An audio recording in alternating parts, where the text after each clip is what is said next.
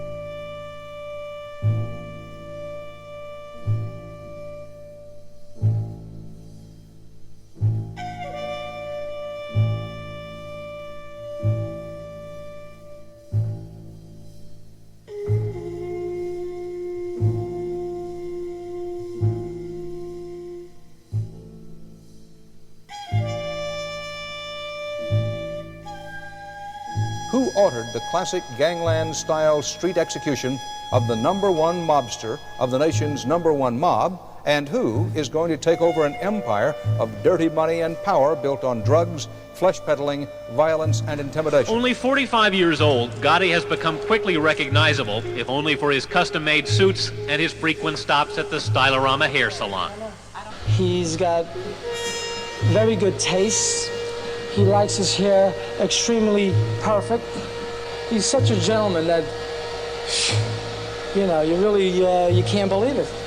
But a federal indictment charges that from a base of operations called the Bergen Hunt and Fish Club, Gotti headed a crew of mobsters who engaged in racketeering, extortion, robbery, and murder. The judge feared he might harass jurors, whose names will also be kept secret. The man police call the country's most powerful crime boss faces the possibility of life in prison for allegedly ordering the shooting of a union official. Smartly dressed in a sport coat and turtleneck, he didn't hesitate to respond to charges of assault and conspiracy. He and two others ordered the 1986 shooting of Carpenters Union business agent John O'Connor. Gotti on the tapes was overheard to say O'Connor must be bust or busted up. Prosecutors are aware of Gotti's celebrity, his folk hero status. When John Gotti walks into court for his third trial in less than 5 years, the smile on his face is a slap in the face to prosecutors. The government says the man who gives money to the homeless is the most powerful crime boss in America, the head of the Gambino crime family, a real-life godfather. But despite 2 attempts, they have been unable to convince a jury. It is John Gotti, the reputed boss of the Gambino crime family, and prosecutors have been embarrassed twice before, failing to win convictions against him. A federal judge found alleged Mafia chief John Gotti innocent of racketeering and conspiracy charges. For Gotti and his family, it has been a weekend of catered platters and quiet celebration. Very good, very happy. Neighbors are treating Gotti like a much-maligned government hostage. They are tying yellow ribbons on trees outside of his home and the social club from which he is said to run the nation's most powerful crime family. Speed of life, fast. It's like walking barefoot over broken glass. It's like jumping rope on a razor blade. All lightning quick, decisions are made. Lifestyle, plush. Female, rush. This high-profile personality who earns his pay illegally. Professional, liar. Schoolboys admire. Young girls desire. Very few live to retire. Cash flow extreme. Dress code supreme. Vocabulary obscene. Definition street player. You know who I mean, the high rollers. Welcome to Human Monsters. The Dapper Don. The Teflon Don. Johnny Boy. Crazy Horse. John Gotti had a multitude of titles. On the street, they were ingratiating. Law enforcement officials would not have been nearly as reverent. One thing everybody can agree on is John Gotti occupies a position on the Mount Rushmore of the Italian-American Mafia. In the early 1990s, you didn't need to be a true crime enthusiast or a scholar of malfeasance to know that name. He was in the news, and he didn't shy away from the exposure. He dressed to impress and liked to be noticed. This was traditionally verboten among the press-shy mafia bosses. But that's the thing. This was not a traditional boss. When he spoke, he wanted to be heard, and his words didn't reverberate exclusively within the boundaries of his criminal circle. Speaking of his choice of words, he once said, "I never lie because I don't fear anyone. You only lie when you're afraid." Ultimately, this would turn out to be a lie in and of itself. Even better, everybody's a gangster until a gangster walks in the room. Indeed, he used words like his button men used guns and baseball bats. Another John Gotti classic. "I like to go and crack fucking heads, and I'll put them in the dumpster. I'd take a few guys and have a little fun. I love batting practice. I go regular, you know." Ever seen Goodfellas? Gotti rubbed elbows with the real-life gangsters and associates the movie was based on, including Henry Hill, Jimmy Burke, Paul Vario, Tommy DeSimone, and other major figures in the Lucchese crime family. John Gotti's allegiance was to the Gambino crew. You didn't fuck around with the Gambinos. Not if you wanted an open casket at your funeral. That is, if anybody could have found you. Considering that this is a guy who had a boss whacked in the middle of Manhattan on a busy street in the middle of the Christmas season, perhaps it wouldn't be worthwhile to question his credibility as a ruthless enforcer. To quote an anonymous police officer, "Gotti is the most vicious, meanest mobster I've ever encountered." He once said to an undercover cop posing as a wise guy, after breaking his legs, ankles, and jaw, "You want to play anymore? You want to play, you cocksucker?" He pried the officer's mouth open with his finger and filled his face with a gun. Again he said, "You want to play anymore?" The cop was unable to talk. He was, in Gotti's words, crying like a baby. And now the story of John Gotti. John Joseph Gotti Jr. was born on October 27, 1940, in the Bronx. He had a dozen siblings, 6 of them brothers. His father was a construction worker and his mother a homemaker. The family struggled financially, and John Jr. was determined that this was a part of his history that would never repeat itself. Later, John would derive satisfaction from being a man who rose from rags to riches, though he didn't feel ashamed that his childhood was marked by privation. John's family eventually moved to Sheepshead Bay, a district of Brooklyn. When John began a new school in this area, he experienced classism as a member of the student body. Most of his alumni grew up in more affluent homes. Because John didn't enjoy the same privileges and wore the uniform of the dispossessed, he began to feel resentful. He wanted to live the good life, but the only upgrade so far was the chip embedded on his shoulder. He would cover up for his insecurity with a strut and an acid tongue for anybody who stepped up with attitude. In 1951, there was a U.S. Senate hearing in Manhattan devoted to the subject of organized crime. The Italian-American Mafia was increasing in wealth and power. America's women leaned on the government to ban the sale of alcohol, since it had contributed to a disproportionate amount of domestic strife. Hence, prohibition went into effect. However, not only did people find a way to drink, what with elements like imported contraband liquor and speakeasies, but it presented a golden opportunity for organized crime. Protection rackets, loan sharking, and the numbers game were profitable, but outfitting millions of people with liquor was far more lucrative. Mafia bosses were richer than ever. They used much of that money to bribe their way out of prosecution, that is, until the 1980s, when the FBI cracked down on organized crime. Before then, the Italian-American Mafia was like an underground government. Some gangsters, like Al Capone, Bugsy Siegel, and Lucky Luciano, became household names and influenced fictional depictions of gangsters in film, television, literature, and other media. The Mafia became such a concern for the government that at a 1951 hearing, the Kefauver Committee concluded with this statement: "There is a sinister criminal organization known as the Mafia operating throughout the country with ties in other nations.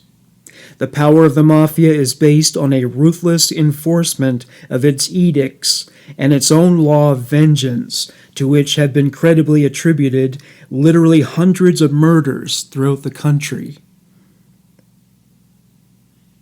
John Gotti and his contemporaries learned about the mob on the streets. When Gotti was 12, his family moved to the Brownsville East neighborhood of Brooklyn. The population of this district was primarily of Italian and Jewish descent. While most teenage boys idolized athletes and movie stars, the boys in this neighborhood looked up to gangsters. When Gotti began junior high, he found himself surrounded by other working-class youths. Their status wasn't measured by economic privilege. It was all about being tough. If you walked with a strut and made smart-ass remarks, you had a chance at winning the approval of your peers. John Gotti seized on an opportunity to show how tough he was in 1954. There were many gangs. John joined the Fulton Rockaway Boys. Joining a gang gave these young men status and self-esteem. John dropped out of school at the age of 16 in 1956, so he could serve his tour of duty in the Rockaway Boys full-time. When John began to run afoul of the law, a probation officer stated in a report that he, quote, became involved in antisocial behavior. He certainly had an edge to him. He walked around with a pugnacious demeanor, like he was daring anybody with something to prove to take him on. He, too, wanted to prove his worth, and he intended to do it with his fists. Case in point, his first arrest was on May 15, 1957, for his participation in a gang fight. He was charged with disorderly conduct. The judge dismissed the case. Back then, street gangs didn't fight with guns, only with fists and knives. Nevertheless, sometimes lives were lost. Gotti was determined that under no circumstances would he lay out the welcome mat for the Grim Reaper. Matthew Trainer was a member of a gang called the Saints. He recalled how Gotti negotiated his way through the politics of his gang's hierarchy. Most of the people in the gang were crazy, nuts, but not John. He was tough, but also a politician. He could talk to people, and they listened. It was the difference between him and the others. He didn't have to be wild to impress people. Eventually, John Gotti was recruited by the Fatico brothers, who operated at a higher level than common street toughs. They had muscle and flexed it when crossed, but their primary objective was making money. They went about it by engaging in such activities as hijacking, extortion, gambling, and loan sharking. John Gotti's reputation as a fearless warrior and effective manager of personnel preceded him. A major shift in the hierarchy of the Fatico brothers' crime family occurred when Gotti was 17 years old. Albert Anastasia, the button man who was dubbed the Mad Hatter, was prominent when it came to deciding who would be perforated with bullets. He was gunned down in a barber shop. Normally, this kind of spectacle was reserved for the execution of bosses. It is done to send a message, that message being that the family is under new management. With the murder becoming common knowledge, it was clear to everybody that someone new was in charge. Anastasia was considered to be hungry for power and might actually be possessed of madness. Ultimately, mental illness is just not good for business. For one thing, in the 1930s, he introduced the idea of whacking a prosecuting attorney who later ran for president. No family was bold or reckless enough to kill lawyers and cops. It attracted too much attention from law enforcement. They also understood that police and attorneys are just upholding their mandates. Anastasia took the helm in 1951, but steered the ship with a palsied hand. This followed the murder of the family's boss, Philip Mogano, and his brother Vincent. He moved out of Brooklyn in 1957 and settled in Fort Lee, New Jersey. His house was a fortified mansion with a view of the Hudson River. Not exactly an ideal spot to carry out a mob hit with discretion. Those who plotted the coup were directed by the leadership of the boss of the Genovese family. He persuaded Carlo Gambino, who occupied the second highest position in the Anastasia family, to join the Genovese family. Gambino arranged to have Albert's bodyguards leave the barber shop while Anastasia was being shaven. These events formed the building blocks of what became the Gambino family. Carmine Fatico was a capo who led his own crew as part of the membership. One of Anastasia's soldiers remained loyal and promised to avenge his murder. His name was Aniello Neil Della Croce. He revised his plans when he learned that other soldiers who vowed that Albert's executioner would pay for their actions were pushing up daisies.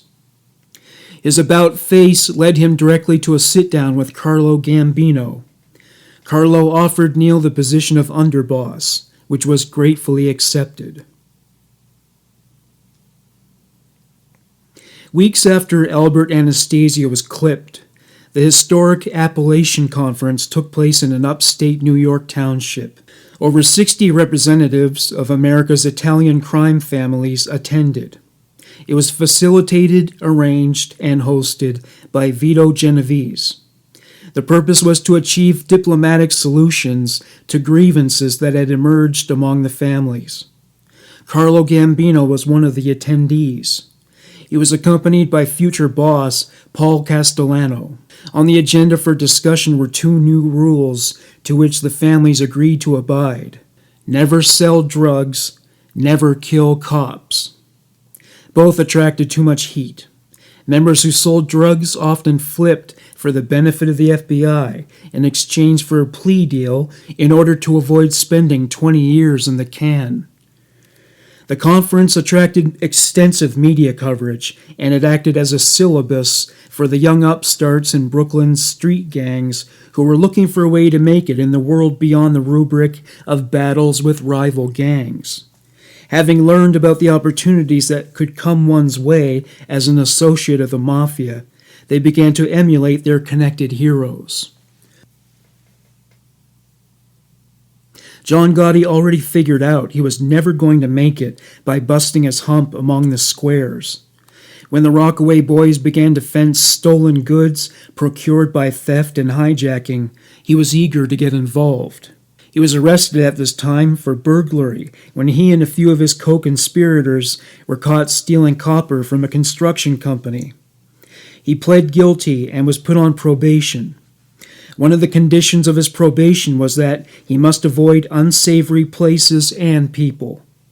Considering the conditions and denizens of his neighborhood, he would have had to move in order to honor those requirements. Gotti spent much of his free time in pool rooms, bars, bookie spaces, and racetracks. His first arrest as an adult occurred in 1959. He was charged with unlawful assembly. It followed a raid on an illegal gambling operation. It was a violation of his probation, but he was not remanded to jail.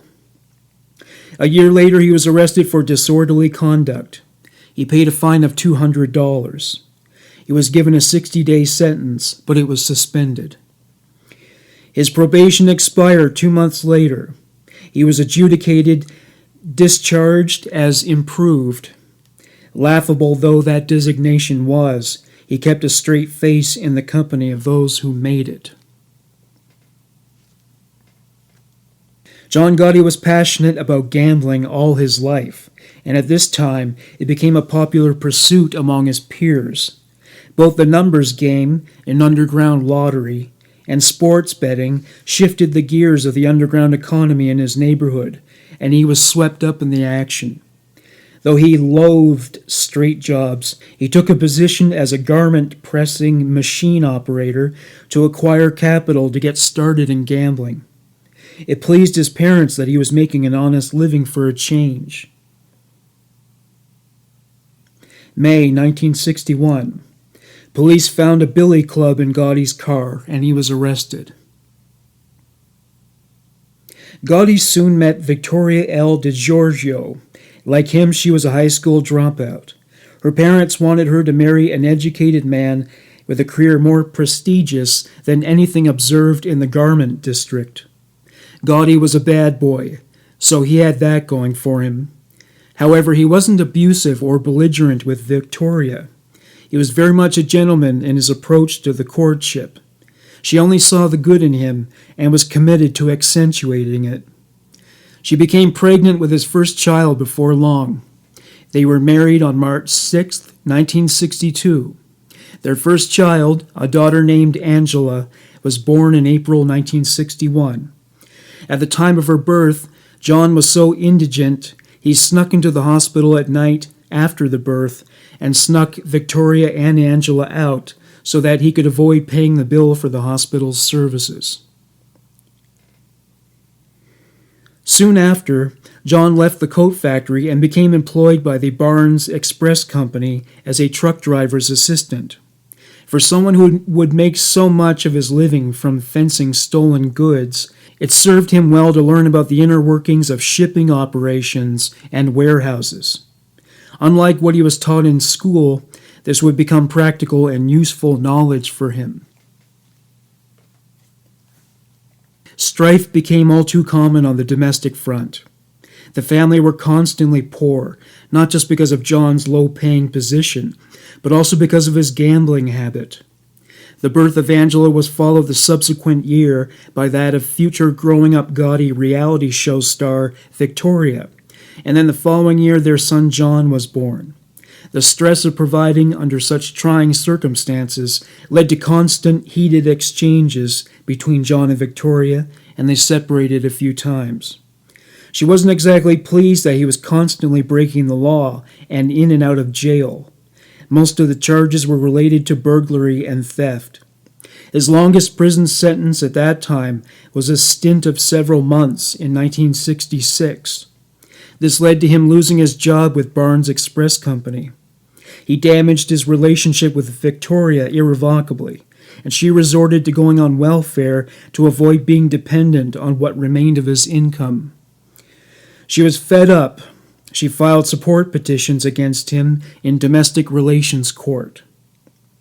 If she thought this would motivate John to abandon his criminal activities, she would be sorely mistaken. He was now determined to double down on these ambitions. His new aspiration was to go professional as a hijacker. He wanted the money, respect, and opulent lifestyle of the wise guys.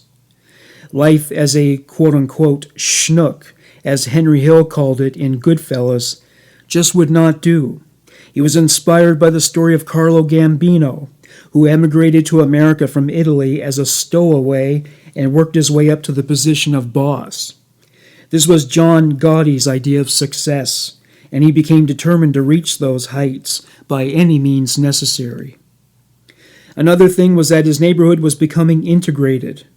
African Americans were moving in, and, well, he was a racist who preferred to live among his own kind. There were bigger houses and racial homogeny in affluent suburban districts of Queens and Long Island.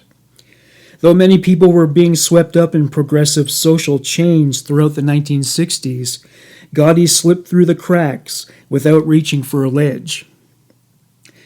One figure who had made this move was Carmine Fatico. He moved to Long Island and lived in the neighborhood of West Islip. He drove to the social club in Brooklyn to meet with other mobsters, no doubt pulling up in a Cadillac or some other make of luxury car.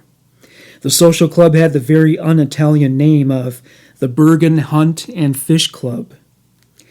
Gotti's friend Angelo Ruggiero was well connected to the world of wise guys, and occasionally he would bestow the privilege of a visit to the interior of the Bergen Hunt and Fish Club on his friend John. The club was an office for Angelo since he had become a successful hijacker. John Gotti's education in the way of the Italian Mafia culture and protocol began in earnest. He received much of his instruction from Carmine Fatico. For example, the so-called no-show jobs were common as fronts for men who were dedicated to careers in organized crime. Aniello Della Croce on paper was a salesman for a soft drink distributor who made $200 a week. The truth was, he was second in command only to Carlo Gambino. Carmine Fatico was a capo regime, or capo, translated to English as captain or crew leader. Carmine Fatico reported to Carlo Gambino frequently. It was crucial that John Gotti pay attention to how the hierarchy functioned, as anyone who didn't accept the limitations of their position wouldn't last long. They wouldn't be fired with a pink slip either. Termination of employment was delivered with a bullet. Another important thing Gotti learned was relevant to John F. Kennedy International Airport. It was an enormous shipping hub with untold tons of valuables sent and received within its environs. Much of the Mafia's truck hijacking occurred near the airport at this time. The Air France and Lufthansa robberies of thousands and millions of dollars in cash, respectively, as depicted in Goodfellas, happened at JFK. November 27, 1967. John Gotti called a man named George Beatty, who was a cargo agent working a shift for United Airlines at JFK at the time. John Gotti adopted an ersatz air of legitimacy, claiming to be a representative of a commonly known freight forwarding company. He said, "What have you got waiting there for us?" Beatty said, "Just a minute." He riffled through some documents. He read a list of airway bills of lading. Gotti said, "Okay, fine, I'll be right over. So long." 15 minutes later, John Gotti showed up at the United Cargo area in a Hertz rental truck. He had an accomplice. Speculation has it that it was his brother Gene. John approached Beatty and said, "Where's our stuff?" "Right over here, we'll help you load it." With the assistance of 2 cargo agents, Gotti and his accomplice loaded 47 cartons that contained $30,000 worth of women's clothing, electrical equipment, and parts for airplanes and machines. After signing for the order, Gotti and his accomplice drove away. They left a box of fur coats behind, an oversight they were sure to regret. The truck was found 3 days later. It was abandoned with most of the cargo left on board. 10 cartons of women's clothing had been taken. It could have been a more valuable take, but Gotti was an apprentice. He was determined not to make the same mistakes again. Indeed, women's clothing and parts for airplanes and random machines proved to be hard to fence within New York's black market. John Gotti acquired partial ownership of a bar called the Colony in Brooklyn. This transaction was made after Gotti went into loan sharking and the part owner defaulted. Gotti threw a party there and bought drinks for everyone in the house in celebration. He had reason to celebrate. He lifted his family out of poverty before welcoming a 4th child, a boy named Frank. However, the police and the federal government were cracking down on hijacking and theft at JFK, and John, along with Gene and Angelo Ruggiero, were caught stealing goods. Once more, they stole a gross of women's clothing. Gotti was released on bail. One of the conditions of his bail was that he obey the law. As the wise guys say, forget about it. Sure enough, on April 10th, 1968, police were monitoring wiretaps at the Colony and heard men at the bar talking about hijacking 2 tractor trailers filled with cartons of cigarettes. The merchandise represented a combined worth of $500,000.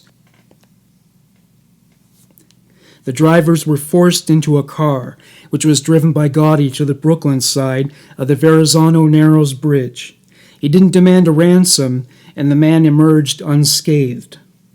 Gotti was nevertheless charged with kidnapping, which is a felony. Serving time for a felony means going to prison, not a city or county jail. The crime didn't even pay off. Gotti's accomplices couldn't have figured out how to get the second truck in gear. A year later, Gotti was indicted in Newark, New Jersey. He was charged with conspiracy and interstate theft in addition to the kidnapping charge. He was already doing time in a federal penitentiary by then for the Northwest Airlines airport theft. Taking a plea deal, he was sentenced to 4 years after 8 years were proposed. He still had to stand trial for the state hijacking case and the Newark federal case. Before Gotti was sentenced, he was interviewed by a probation officer who provided a snapshot of Gotti's attitude in his report. John Gotti appeared lackadaisical and unconcerned about his present situation. He was very vague and evasive when questioned about his personal life. Also noted was the fact that Gotti hadn't filed tax returns for the prior 3 years, and his work status was classified as, quote, no verifiable employment during the previous 4 years. Gotti's father-in-law informed the probation officer that Gotti always had a standing offer of employment at Century Construction, but failed to avail himself of it. The man who claimed he never lied to anyone due to a lack of feelings of intimidation was fluent by this point in the language of mendacity. In his line of work, it was part of the lingo, like how 911 dispatchers use the phonetic alphabet. The report concluded by referring to Gotti as a, quote, leader of crew for his crime, has organized crime ties. Months after Gotti was sentenced, he surrendered to federal marshals, a condition he had agreed to. He served his time at United States Penitentiary in Lewisburg, Pennsylvania, starting on May 14, 1969. There were a couple of familiar faces. His friends Angelo Ruggiero and heroin dealer Anthony Rampino were doing time there. Rampino would go on to work as Gotti's chauffeur years later, and became known by the monikers John's Man and Tony Roach. Carmine Galante, leader of the Bonanno family, one of the country's largest and most powerful, was doing time for dealing heroin. Ultimately, he decided that the rule the bosses all agreed to at Appalachian shouldn't apply to him. After all, if they had been honest people, they wouldn't have been criminals. These guys expect loyalty and obedience from their subordinates, forgetting that criminals break rules for a living because it is in their nature to do so. The mobbed-up Italians in this prison were unified and occupied a position of superior status compared to the rest of the inmate population. Their corner of the prison was referred to as Mafia Row. All Italian prisoners benefited from its protection and influence, especially if they were connected to wise guys. They profited from the prison's underground economy, including the gambling activity. They made clandestine deals with prison guards, dubbed by the wise guys as hacks, so that they could cash in on valuable favors. An elite privilege of Mafia Row was getting invited to what was referred to as Club Lewisburg. Gaining admittance to that room meant that one could play cards with other wise guys, eat purloined steaks, and drink liquor concealed in aftershave bottles. It was the United States Penitentiary's equivalent of the Bergen Hunt and Fish Club. Jimmy Hoffa, once the president of the International Brotherhood of Teamsters, had been entertained in the same room. Despite being so highly connected, Gotti was not able to avoid attending to his duties as a janitor. He was eventually bumped up to yard work, symbolic of an increase in prestige. When Gotti went to court about the hijacking case, he agreed to a plea deal that negated the possibility of him doing any additional time. 1967. The United States government was determined to crack down on organized crime. Groups of prosecuting attorneys called Special Federal Organized Crime Strike Forces were created and assigned to cities that were known to be mobbed up. Politicians passed new laws legalizing the use of wiretapping and other forms of electronic surveillance. Prosecutors had more power to immunize witnesses and were able to carry out such a directive backed with the asset known as the Witness Protection Program, which was also created around this time.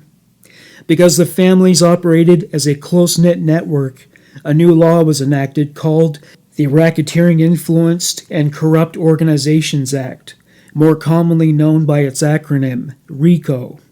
With RICO added to the American Criminal Code, it became illegal to belong to a criminal organization, regardless of one's status and involvement within the syndicate. The new legislation was put into law following a confession given by Joseph M. Valachi, who was a soldier within the Genovese family. In fact, he told the story of his life as a mafioso to a U.S. Senate committee.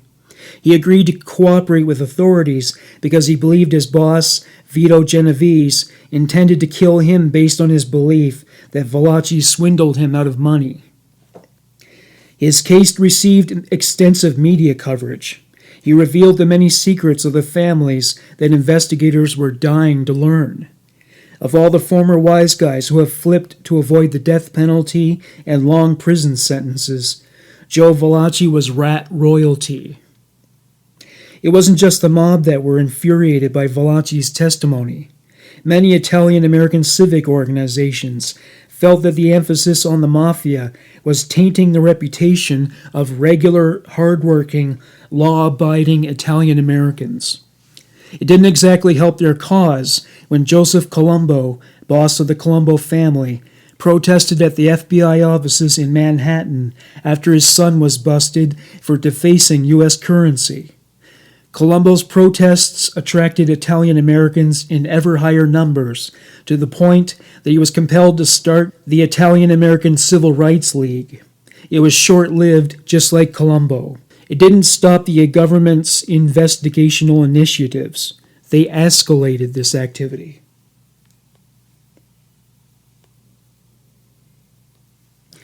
Due to the new laws regarding surveillance, the wiretapping that had been used against Gotti as evidence was now considered invalid. With that reduction in his sentence, he only had 6 months left to serve. January 1972, John Gotti was released from prison. He outlined his future to his probation officer. He would work as a superintendent for the D-Dan Company, a subsidiary of Century Construction Company, for $300 a week. The truth was, he remained an inveterate criminal. He would pursue the same opportunities as his associates at the Bergen Hunt and Fish Club. While Gotti was still in the can, one member of the club opened a chop shop for stolen cars that were repurposed for the sale of parts. Gotti's brother Peter had diversified too. He was now selling cocaine. It remains unclear whether or not Gotti was involved with and profited from narcotics. He knew the bosses were against it, but rumor had it that he knew who was selling, and for how much, but chose to look the other way. After all, nobody likes a rat in that world. The hierarchy at the Bergen consisted of Carmine Fatico, who remained as boss, with his brother Daniel as second in command. John Gotti now occupied the position just underneath Daniel Fatico. Angelo and Jean Gotti were subordinate to John. John's status had risen to such a degree that he no longer got his hands dirty.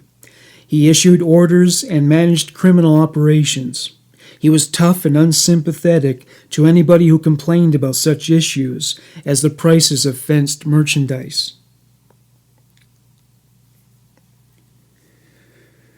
Opportunity for advancement came knocking in May 1972. Carmine Fatico was indicted in Suffolk County, Long Island, on loan sharking charges. Speculation by legal authorities had it that he was collecting over 200% in annual interest on the loans. During the trial, his presence became a rarity at the Bergen Hunt and Fish Club. With Neil Della Croce's approval, Gotti filled the void and became acting captain of the Fatico crew at the age of 31. It was a notable upgrade, considering he wasn't a made man or official member. All members of the club welcomed this promotion. Gotti's aggression, political acumen, and exceptional leadership skills demonstrated that he was the worthiest candidate for the top-tier position. His prominent stature was so prestigious that wise guys who worked directly with him benefited. His underlings were respected because he was respected. Gotti reported to his boss, Neil Della Croce, every Saturday at the Ravenite Social Club in Little Italy. These visits boosted Gotti's esteem and credibility within the Mafia world. Cultivating this relationship paid off because, to quote a United States Senate committee, Della Croce was, quote, the most powerful boss in New York today. His influence is enormous. His power is incredible. Gotti dreamed of being characterized by similar terminology. He introduced Angelo and Jean to Della Croce, and their ingratiating overtures were appreciated. John would attend his meetings with Della Croce dressed to the nines, in fine, custom-tailored suits. Dressing in such attire became habitual, leading to his moniker, the Dapper Don. Later that year, Della Croce would begin serving a 5-year prison sentence. Now that Della Croce was in prison, John Gotti took yet another step up within the family hierarchy. He would have one-on-one sit-downs with Carlo Gambino. Gambino delegated some of his duties to Gotti, like establishing amendments to policy. For instance, he didn't want them hijacking trucks that were connected to companies that were aligned with certain families. There were also crimes he no longer wanted his crew to be involved with, like counterfeiting, stock and bond fraud, narcotic wholesaling, distribution and sales, and the kidnapping of other criminals. These crimes were felonies and attracted too much heat, not to mention they incurred stiff penalties for anybody who got caught. Though decades later narcotics would become the norm for the Italian Mafia, the consequences for doing so were capable of bringing down an entire family. Michael Franzese, a former mobster, explains why he was so averse, as were so many of his organized crime associates, to getting involved in the drug trade. Cosa Nostra, Mafia in this country during my time, 50s, 60s, 70s, 80s, 90s, we were not major drug pushers. We weren't a cartel. We didn't get involved. Carlo Gambino hated the idea of drugs. Persico hated drugs. Colombo hated drugs. Castellano hated drugs. You know the deal. Gotti's crew allegedly was involved in drugs in some way, and as a result, he was in trouble with Castellano. You know that story. I'm not getting into it. We were not allowed to deal with drugs. Personally, I hated anything to do with drugs. Why? Because of my family. My brother, sister dies of overdose of cocaine.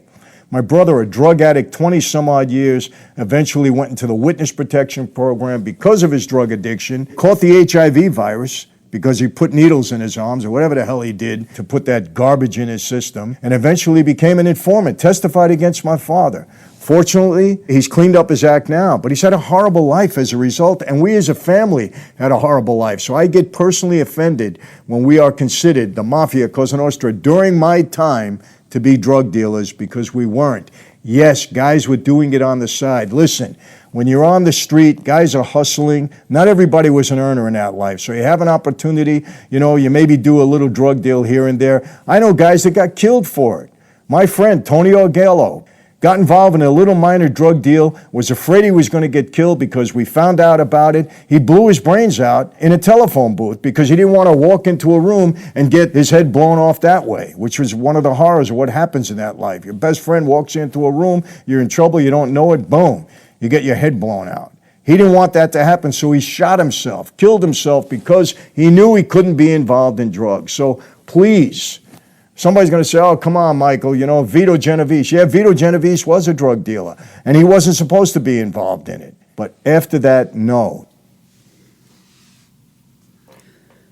May 22nd, 1973, 11 p.m. John Gotti, Angelo Ruggiero, and another mob associate of theirs, Ralph Gallioni, paid a visit to Snoop's Bar and Grill on Staten Island. They made a beeline for the bar. They surrounded a man named Jimmy McBratney. Angelo stood to his left, Ralph to his right, and John covered the area behind his back. Ralph was armed with a gun. Angelo brought a set of handcuffs. It was a ruse to convince the staff and patrons that they were police. Gallioni said to McBratney, "You're under arrest. You've been this route before. Don't give us any trouble." A patron named Red McManus said, "Hey, who are you?" Ralph said, "We're police. Let's see a badge."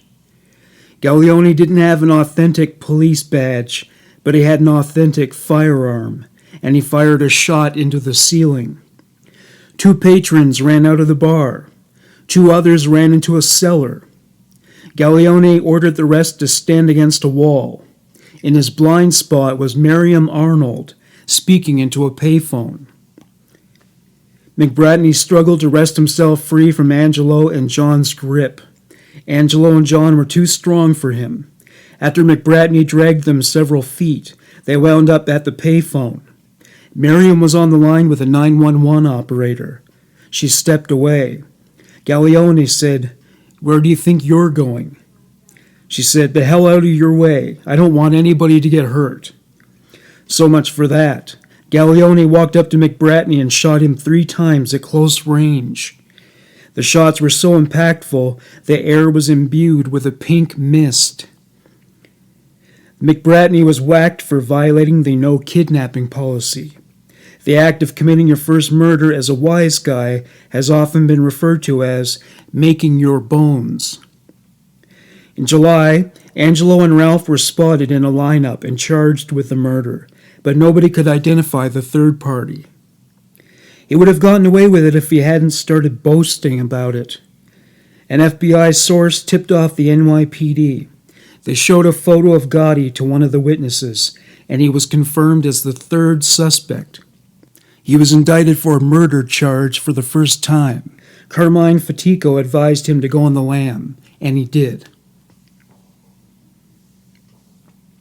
June 3rd, 1974. John Gotti was arrested at the Nevermore Social Club. Around this time, he and his family moved to the Howard Beach district. They now lived in an opulent house and soon welcomed another son. Gotti now had an office at the Bergen, with most of the leadership in absentia due to health problems and prison sentences. Referring to the upgrade of Gotti's position in the management of his crew, an FBI agent wrote that the office, quote, could not be entered without an appropriate reason. John was the boss.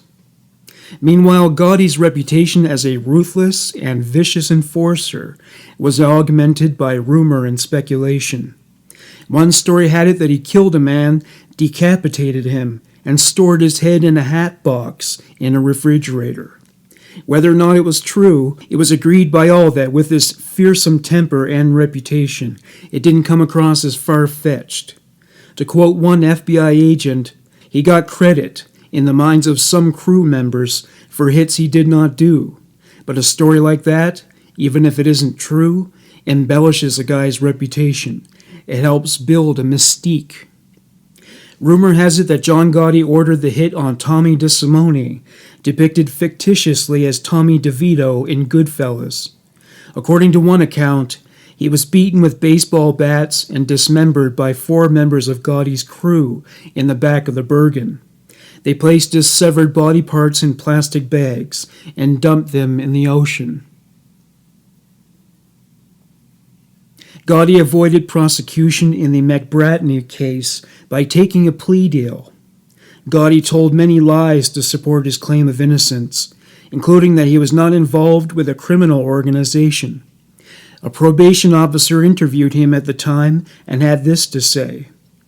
The defendant showed no remorse for his involvement and appears to take his presumed incarceration as one of those things. This defendant is an individual of average intelligence who has not met his family's needs, and it appears that he has embarked upon an amoral type of existence to the exclusion of all other responsibilities. The defendant's prognosis is extremely poor, and there is no indication that he has made any attempt to reform. On August 8th, Gotti was sentenced to 4 years. He served his time at Green Haven Correctional Facility in Howard Beach. October 15th, 1976. The day Carlo Gambino passed away. Aniello Della Croce was in prison. The man who stepped up and filled the leadership void was Paul Castellano, per Gambino's wishes. Castellano became boss officially a few weeks later. Castellano doubled down on the family's anti-drug policy. July 28, 1977. Having served less than 2 years, John Gotti was released. He was given a new car, a Lincoln, and he hung a plaque that was bestowed upon him by some of his fellow inmates. It read, "To John Gotti, a great guy." He returned to his position as capo in the Fatico crew. He was impatient to get made. Getting made means becoming an official member of a crew. His brothers Angelo and Gene had been made while Gotti was in the can. Neil Della Croce was also released from jail, a man whose endorsement would no doubt give Gotti a leg up when considered for membership. Paul Castellano opened the membership book, leaving room for Gotti. There is a ceremony for getting made.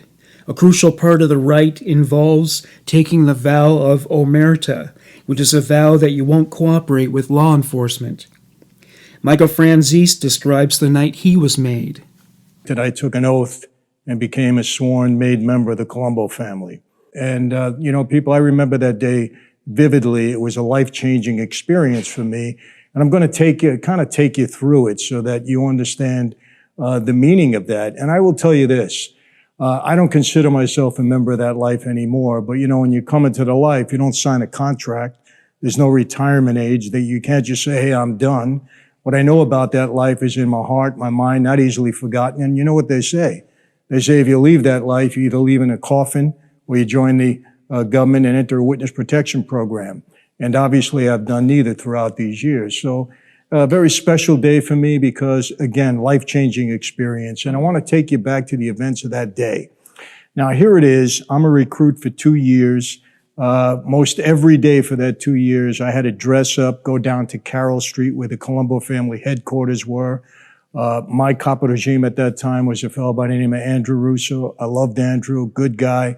My boss at that time, even though Persico was the boss, he was in prison. And the acting boss was Tom DeBella. Jerry Lang was our underboss at that time. So that was kind of the hierarchy in that life at that time.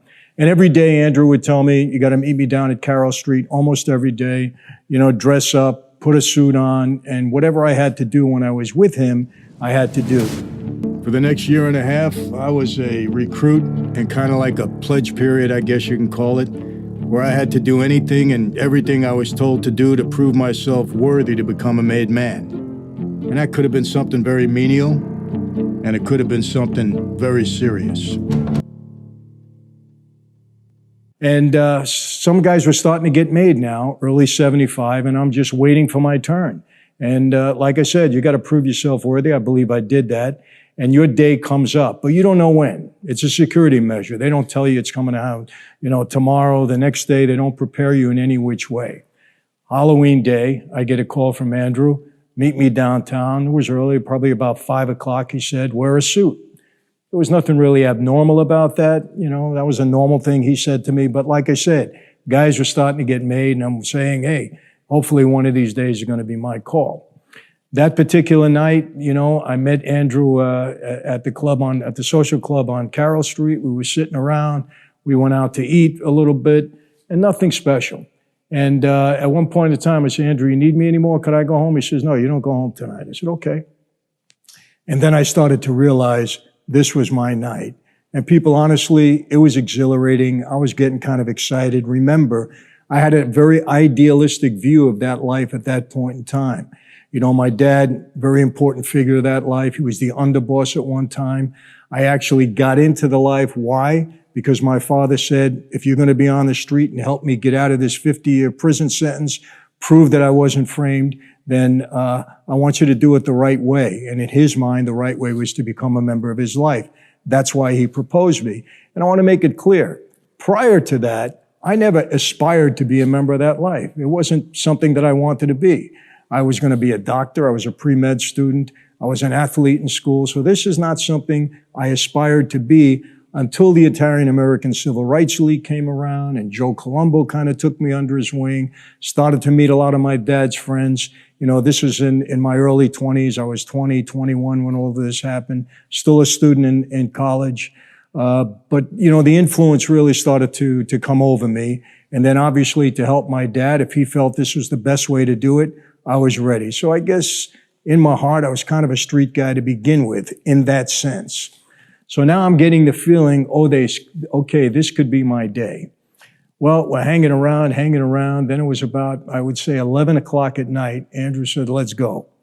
We get in a car, and I drive him to Anthony Colombo had a catering hall. I think it was called the Eldoro, and it was in Brooklyn. We drive to that catering hall. I kind of had a feeling, this is it. And we get there, and there's about 5 other guys that were also recruits at that time. I knew each one of them, and we realized this was going to be our night. And so, again, that feeling of exhilaration kind of came over me, that special feeling that I got, that I said, hey, this is it for me, something important in my life, life-changing experience. And we were kind of waiting outside in a room, and then we got called into the room one by one. The underboss, the consigliere, to his left and right. All the capo regimes were alongside of them. We had about 15 in our family at that point. And I walked down the aisle. I stood in front of the boss, held out my hand. He took a knife right here, cut my finger, just light cut, squeezed it. Some blood fell on the floor. He also pricked my finger with a pin just to make sure that, it was going to bleed the right way. So I kind of got 2 little, marks at that time. And then he took a saint. He told me to cut my hands, took a saint. It was a Catholic altar card, put it in my hands, and Andrew lit it aflame. It didn't hurt. It burned quickly. It was merely symbolic. And he looked at me and he said, tonight, Michael Francis, you are born again into a new life, into La Cosa Nostra. Violate what you know about this life, betray your brothers, and you will die and burn in hell like the saint is burning in your hands. He said, do you accept? And I said, yes, I do. And that's it. That's the oath. It's not a long, drawn-out affair. It's pretty simple, very serious, a very imposing night. There was a dimly lit room. They really wanted you to understand the seriousness of what you were getting involved in. And that was it. That was my turn. I was excused at that point, and I went into another room in the catering hall until the other 5 guys or 4 guys, whatever was left, went in and took their oath. And when we were done, we went into another section of the catering hall, and there was a banquet let out for us, right? That's what all Italians do. No matter what the occasion is, we go in and eat. And so we're sitting down, you know, the 6 new-made guys, all of the caporigines, our underboss, Tom DeBella, the boss, Andrew Russo, and we just start to chatter and talk, and everybody's feeling real good. And I'll never forget, the boss looked at us, and he said, you know, let me give you some of the rules here. He said, any act of violence, any murder, I'm going to be straight out. He says, you don't get involved in anything unless it's approved by me. He told us how do we report again to our caporegimes. He said, we were new men now. Nobody can ever touch another made guy. He went through the whole thing. And he said, listen, you know, I'll never forget what happened. A little guy by the name of Joe Vitaco, who was very close to my dad, and asked for permission. He was a soldier, but he asked for permission to be in that ceremony. Normally, it's only the caporegimes, the captains, that are allowed, but he asked for special permission because he knew me since I was a kid. And it was real special to him that I was becoming a made guy. So he walks in the room with a bag of money, well, an empty bag, and he says, hey, boss, should I give all these new guys their bag of money now? And the irony in that is that people think that once you become a member of that life, that they start throwing money at you, that all of a sudden you become wealthy. Not true. It's just the opposite. Okay, in that life, you got to be paying up all the time. You can use that life as an advantage to you if you know how, in order to make your way, maybe make, you know, some more money. If you know how to use that life, like I believe I did, to benefit you in business, it can go a long way. But not everybody had that expertise, that talent, that whatever you want to call it. And everybody started laughing. And the boss looked at us and he said, don't expect this life to make money for you. You got an advantage here. Go out and use it. If you can't use it, that's tough luck. That's on you. We're not throwing money on you. Made it very clear, and I got the message that night. When I got into the life, I had only 2 things on my mind. Number 1 was to get Dad out of prison.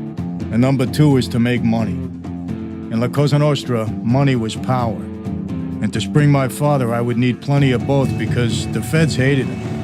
And the guys in power on the street, they weren't crying over his 50-year sentence because they feared him.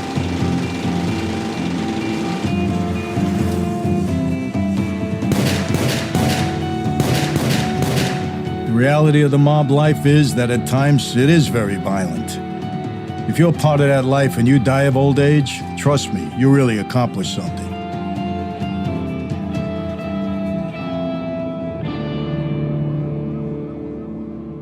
An FBI undercover investigation found that Michael Franzese was a tough, violent mafia boss, implicated in mafia murders going back to the 1970s. My dad told me in that life you make money, it translates to power. The more power you got, the more effective you can be. And it was really, if I didn't get my dad out of prison, it felt like, you know, he would die in there. He got a 50-year sentence, went in when he was 50 years old. You know the story. He got out when he was 100. He died at 103, but he spent 40 years in prison because we could never get the conviction overturned. But it was very special for me that night, and I was very invigorated. And guys, you know, I want to make it clear, you know, because there's a lot of stuff being said online about different things and different people. I want to make it clear. You know, I was never a stick-up guy. Nobody ever told me, Michael, you got to go out and do stick-ups. The boss doesn't tell you that. He doesn't order you to do a burglary. He doesn't order you to do a house invasion, a home invasion. He doesn't order you to stick up people. When you're given an order, okay, to take care of certain other business in that life, and I think you know what I mean, you got to do it. That's it. No questions asked, you do it. The boss gives you an order, and everybody gets that order. So I think you understand what I mean. But that stuff wasn't for me. I was a business guy. I knew how to earn. I knew how to use that life to benefit me in business. And as a result, I rose in the ranks. I was my father's acting captain. Later on, I became a capo regime. I was appointed that position because I was doing well for the family. That was the bottom line. There was some other reasons, but because I was doing well for the family.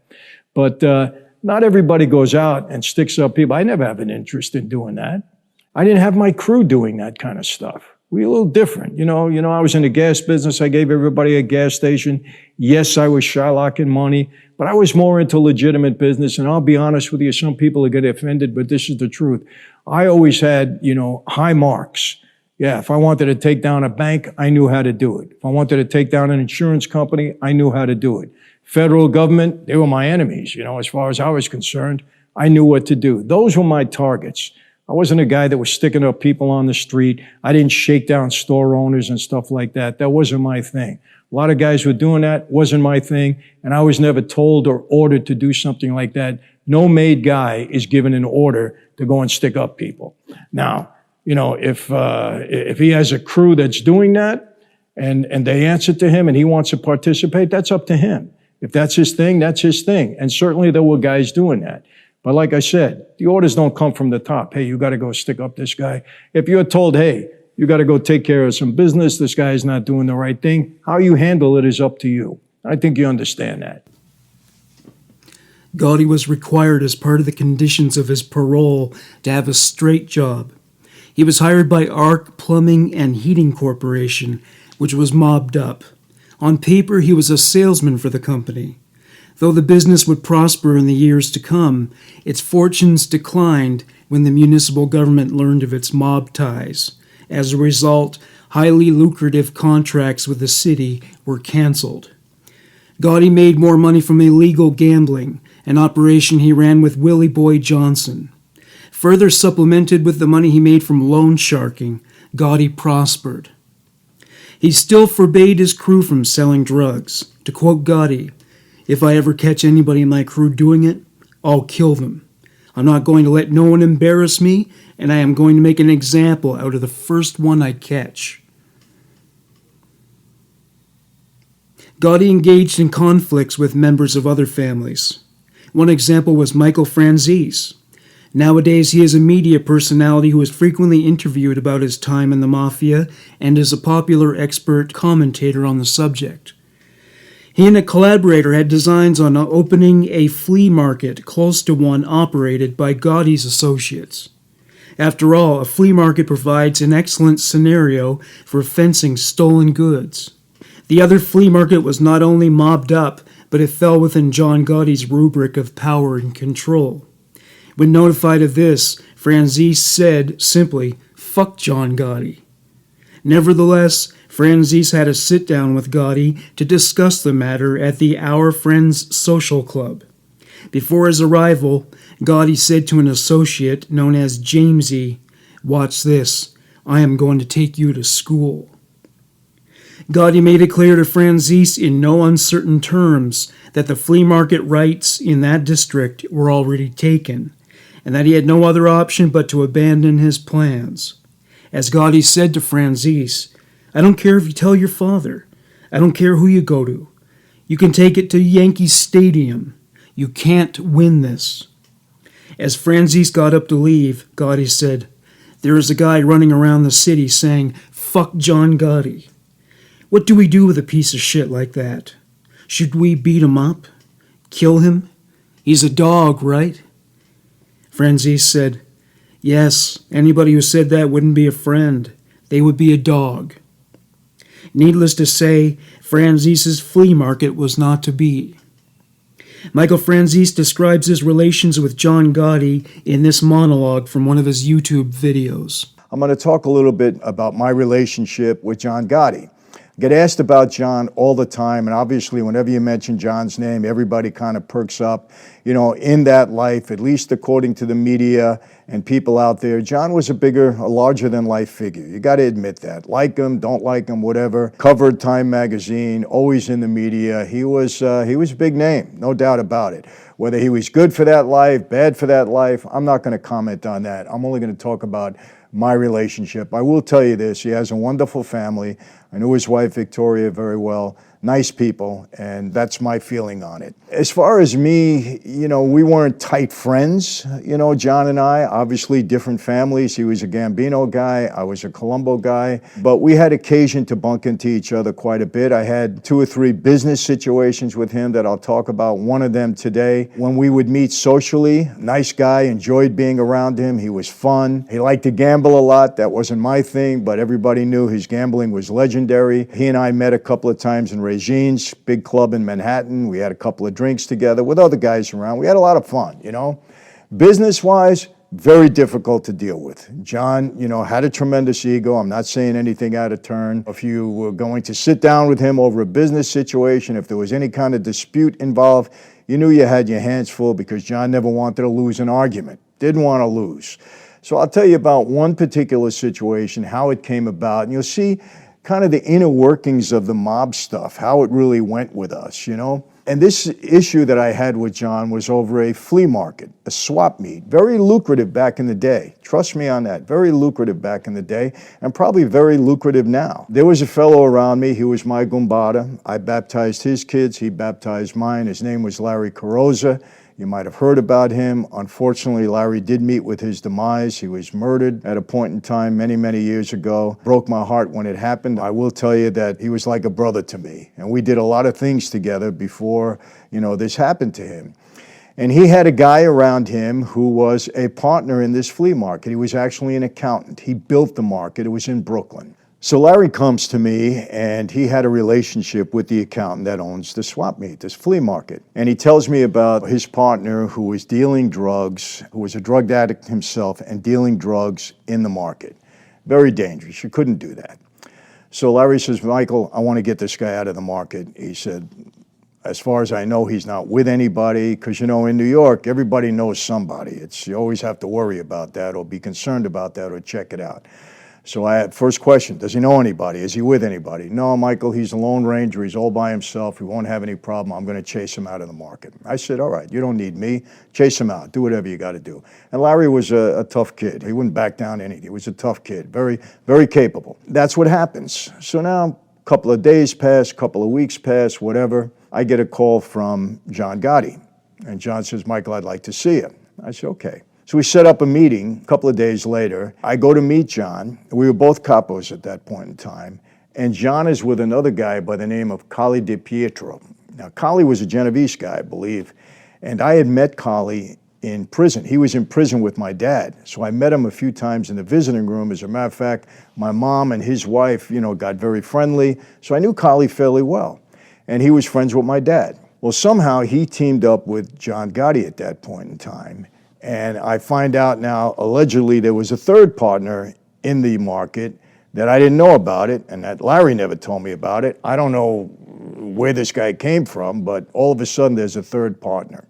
So Colli was there representing this third partner. John was representing the drug addict that we kicked out, and I got the accountant. That's how these things happen. So I was kind of blindsided when I saw Colli there. I didn't understand it, but then they explained to me. It seems that Gotti and Colli had teamed up. They wanted this market for some reason. John says to me, he starts off, he says, Michael, your guy kicked this guy out of the market. He's with me. I'm a partner there. And I said, well, John, how's he with you?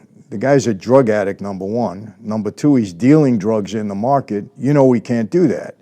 And just for all you people out there who always make comments when I say we were not allowed to get involved in drugs during my time in that life. It was hands off. The night I got made, I was told, you deal with drugs, you die. That was it. That was the rule across all 5 families. Now, were some guys doing it, sneaking on the side? Yes. As a matter of fact, you know the story. Paul Castellano was very upset because the Gotti crew, I don't know if Gotti himself, the Gotti crew allegedly was dealing in drugs. Castellano was mad. There was going to be a hit out on Gotti. So the story goes. So I said, well, John, how could he be with you? The guy's a drug addict and he's selling drugs in the market. He never mentioned your name. He didn't know you, so he wasn't with you. And he says, no, he's with me, Michael. So what really happened is the guy ran to somebody who was around Gotti. Gotti did his research. He found out that the guy, the accountant, was with me. That's how he got in touch with me. John saw an opportunity to earn. Does it happen on the street? Yeah, it happens all the time. Sometimes guys run to me. They look for my protection. It happened to me with Rizzo. Rizzo came to me when other guys were extorting him in the gas business. That's how it goes. So I made a deal with Rizzo to represent him. I became his partner, and I was able to help him out. So now the same situation was happening with Gotti, except that his guy was a drug dealer, and you weren't allowed to do that. We went back and forth, back and forth, back and forth. I said, John, you know, I'm not letting the guy back in the market. I said, he's dealing drugs there. He's jeopardizing the whole operation, the whole business. It's a good business, a lot of substance. My guy is an accountant. So John said, well, I want a piece of that. I said, well, you know, the guy's with me. How do you get a piece? Anyway, he wouldn't back off, of course. Gotti wouldn't back off. And Carly DePietros teamed up with Gotti. And so I had 2 against 1. So I knew it was a tough situation. I said, look, I'm not making any decisions right now. I said, just keep the guy out of the market. John said, no, the guy's going back in. I said, okay, I see we got a real problem here. So we leave. We don't resolve anything that day. I don't give in. John doesn't give in. Carly doesn't give in. I go see my boss at the time, and I tell him the entire situation. So he's, Michael, what do you want to do? I said, look, I can't live with this. I said, there's no way we're going to be able to get along. The guy's selling drugs. I don't want anything to do with that. I don't want to, you know, I don't have anything to do with anything that has anything to do with drugs. That's my position on it. You know that. So I said, the only way this is going to work is either I buy John out or he buys me out. And I said, you know, Gotti, for some reason he wants that market. And if I were to buy him out, he's going to look at that as a loss. He's going to want to buy me out. He's going to want to stay in the market. He's going to want to be able to tell people that it's his. So I got to go in with a strategy. And I'm going to tell John straight out, I'm buying you out. And I knew where it was going to go from there. So we set up another meeting. I go again. And we sit down, and Carly's there again, and John is there again. I said, John, I don't want anything to do with the market. We can't live in this situation. Your guy is jeopardizing the market. I said, I'm going to buy you out. He says, no, you don't buy me out, I buy you out. That's exactly what I thought he was going to do. So we settled on a number, it was a couple $100,000. I forget the exact number at this point in time. And as it turned out, Gotti bought me out. I got out of the market. I took care of my accountant. He got some money. He wasn't thrilled with it because it was a decent business, but I said, there's no way you're going to be able to survive with this guy in there. He said, Michael, you're right. He said, I have a small investment. I made some money. He said, if I get my money back, I'm happy. So he got his money back. He had already made some money in the market, so I put some money in my pocket. I gave Larry some money. Everybody was happy. So that's how it ended up. And I got to tell you, within 3 months, the market was closed. I don't know what they did there. I heard stories, you know, it doesn't matter. It never lasted. They ransacked it within 3 months. That was the end of the market. And I knew that would happen. But anyway, you know, what's the moral of the story there? When I went into that negotiation, I knew, you know, John's mentality. I knew his personality. I knew what I could get from him. I knew what I wouldn't get from him. So my strategy was, hey, I'm buying you out, knowing that he would buy me out. So in a way, I got what I wanted. He got what he wanted. That was the end of that. Gotti wasn't fond of negotiation. That meant he would have been expected to make sacrifices. Wise guys are not known for their selflessness, at least not when it came to money. At the end of the day, when you look past the violence and esteem, the Italian Mafia is all about making money, and you can be sure nobody gives it up gladly. Not only was Gotti loath to give up so much as a single red cent, but he clung to crew members. If they became useless or a liability in some other respect, there was one way to dispense of them, and it didn't involve an amicable separation. As he said to Jamesy, who asked for a release, you don't get released from my crew. You have lived with John Gotti, and you will die with John Gotti. Gotti had many friends and enemies, but one thing nobody could deny was his sincerity when it came to threats. When he informed somebody about the consequences of their transgressions or ineptitude, they knew they could take his word to the bank.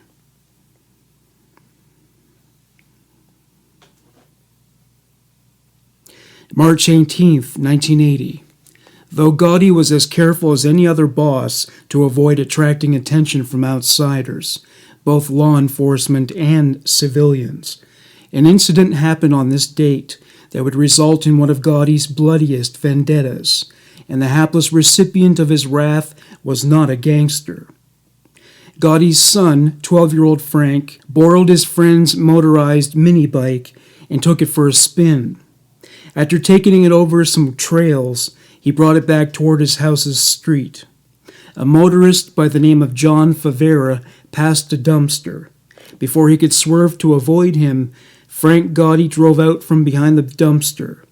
Favara hit Frank, and the boy was instantly killed. Gotti and his family were devastated. John and Victoria, Frank's siblings, they were all plunged into despair. Victoria was not only deeply wounded, but was enraged by what she perceived to be John Favara's recklessness. To be fair, Frank emerged from a blind spot, but during times of grieving, people hate to find out that someone is blameless for the death of their loved one. Victoria was a full-time wife and mother who lived for her children. They were her world. She set up an altar in the living room in tribute to Frank. She placed a photograph of Frank in a prominent position. It was draped in black and was hung over an arrangement of candles and flowers. Her depression was so long-lasting, she dressed only in black long after the week of Frank's funeral. She went as far as publishing 2 memorials in the New York Daily News a few weeks before his 13th birthday. The first one was written by his siblings, which went, "Frankie boy, happy birthday in heaven. We miss you so. Love Angel, Vicky, Johnny boy, and Peter boy." The second was written by John and Victoria. "Frankie boy, we love you always and long to be with you. Love and kisses, Mom and Dad." The FBI, usually relentless in surveillance of Gotti and his crew, chose not to monitor Frank's wake, which they felt would be disrespectful. This was unprecedented, but the agents were not as hard-hearted as Gotti and his gangster colleagues. To quote one FBI agent, "Losing a son is the worst thing that can happen to a man. Gotti probably doesn't believe it, but out of respect, we didn't conduct surveillance. I don't think anyone did." Frank's wake was attended by hundreds of people. John Favara was advised not to go because his presence would have been too upsetting to the boy's family. He didn't know the half of it. While NYPD traffic investigators ruled that the vehicular death of Frank Gotti was purely accidental, this didn't represent everyone's verdict on Favara's conduct behind the wheel. A woman called the NYPD about the matter. She refused to identify herself, but the information she had to offer was more valuable than her name. She said, "The driver of the car that killed Frank Gotti will be eliminated." This was no idle threat. John Favara found a death threat in his mailbox that same day. He wasn't rattled by it, though. As he said to a detective who notified him about the phone call, "That kind of stuff only happens in movies." A woman called the Favara homestead the day after the warning and made a death threat directly. 2 weeks after the fact, John Favara's car was stolen. 2 weeks later, it was found in Howard Beach. Favara was still fearless in the face of these warnings. He must not have been cognizant of John Gotti's business activities and his ruthless, vindictive side, whose appetite for vengeance was satiated only with the corpse of a fallen adversary. Normally, mafiosi are not so generous about warning their victims. They assign the future stiff's murder to one of his best friends so that they can get him into a vulnerable position, which includes assuming the man carrying out the hit would never do him any harm. Gotti wanted to frighten Favara. He wanted him to be beset by dread and paranoia. He wanted him to look over his shoulder as he went about his business in public. He wanted him to fear anything that went bump in the night. Even when a funeral card and photo of Frank was placed in his mailbox and the word murderer was spray painted on Favara's car, he still feared no evil. Favara was legit, but his life wasn't entirely untouched by the mob. He was friends with Anthony Zappi, who was a soldier with the Gambino crew. Zappi was the treasurer of a local office of the Teamsters Union, and they had a contract with Castro Convertible Corporation, which was where John Favara worked. So, though Favara was hardly a gangster, he did rub elbows with some well-connected people. Favara asked Zappi what to do after he received the threats. Zappi told him to sell the car and move away. Far away. Favara believed the threats were pranks played on him by children with a morbid sense of humor. Zappi had his ear to the ground, so he knew better. Favara's car was still fully operational, and it became an eyesore for the entire Gotti family whenever they drove home. The threats were no longer idle. On May 28th, Victoria's rage got the better of her, and she attacked John Favara with a baseball bat. The injuries were serious enough to warrant a trip to the hospital. Favara did not press charges. Now that he knew the Gottis weren't fucking around, he and his wife put their house up for sale. July 25th. John and Victoria Gotti went to Florida for a period of respite. Willie Boy Johnson notified others that John would be gone for a week. He quoted Gotti, saying, "My wife is still mourning my son, and I took her down there to get her mind off things. She's still on medication." July 28th. John Favara left work at the end of his shift at Castro Convertible. He walked toward his car when all of a sudden a heavy-set man clubbed him with a large chunk of wood. The man lifted him up by his belt and threw him into a blue van. A Castro watchman and some diners in a restaurant nearby witnessed the abduction. Leon Papon emerged from the back door of the restaurant and insisted on knowing what was going on. The heavy-set man said, "Our friend is sick. We are taking him home." An accomplice got out of the van and into the green car. The van and car were driven away and down the Jericho Turnpike. A third man drove Favara's station wagon. John Favara and his car were never seen again. After cooperating with police, Leon Pepin received a visit from 3 large and intimidating men in his restaurant. They didn't say or do anything specific other than stare at him menacingly, but he got the hint, and he withdrew his cooperation from the investigation. Eventually, Leon Pepin sold the restaurant and moved away. August 4th, John and Victoria Gotti returned from Florida. The FBI told one of their representatives about the Favara incident that same day. They asked him to report whatever information he could glean. This is the report their source gave them. Word at the Bergen is that the individual responsible for Frank Gotti's death was killed recently at Gotti's direction, and Gotti wanted a solid alibi of not even being in New York at the time this killing took place. Gotti did not initially want revenge, but learned from witnesses that the man was speeding and had jumped a stop sign before striking the boy. Nobody told the police that John Favara was speeding and ran a stop sign. As one Sergeant Schriffen put it, he just didn't see the kid. He just rolled over him. It was that simple. The FBI went on to say, Gotti's wife has been completely distraught since the death of her son, and Gotti had promised her revenge. The FBI were notified that Favara's body would never be found. Detectives paid a visit to the Gotti home and were welcomed in by Victoria. They asked her if she knew what happened to Favara. She said, "I don't know what happened to him. I am not sorry if something did. He never sent me a card. He never apologized. He never even got his car fixed." When they asked her where John was and what he did for a living, she said, "I don't know where he is. I don't know what he does. I am an old-fashioned woman. All I know is he provides." At the Bergen, Gene Gotti told police that John was at a dentist's office.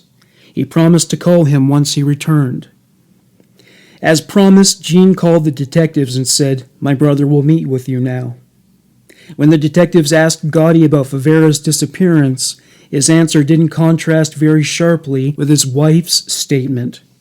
"I don't know what happened. I am not sorry if something did happen. He killed my kid." The police were concerned about the safety of Favara's wife and children. They approached Anthony Zappi about the matter. He said, "What happened was family business. It's over. There will be no more trouble." The only theory the detectives came up with regarding Favara's remains was that he and his car were compressed at a chop shop. No evidence ever surfaced to substantiate this theory. In 1986, a court declared John Favara officially deceased. One tip the detectives received was that the hit was outsourced to the DeMeo crew, led by the infamous Roy DeMeo, who was covered in a previous episode of Human Monsters. He was notorious for his gruesome handling of murders. His crew were accused of as many as 22 murders, though the number could very well have been much higher. They killed and mutilated corpses, establishing a reputation in waste management for taking out the trash in a clean and efficient manner. They weren't satisfied with execution-style, single-bullet murders. They would hack people to death. One could make a movie about the DeMeo crew that would work as a hybrid of horror and the gangster genre.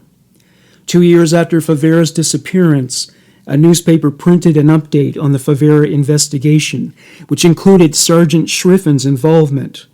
Following this, he received a phone call from a very irate Victoria Gotti. She said, "If my husband knew I was calling you, he'd kill me.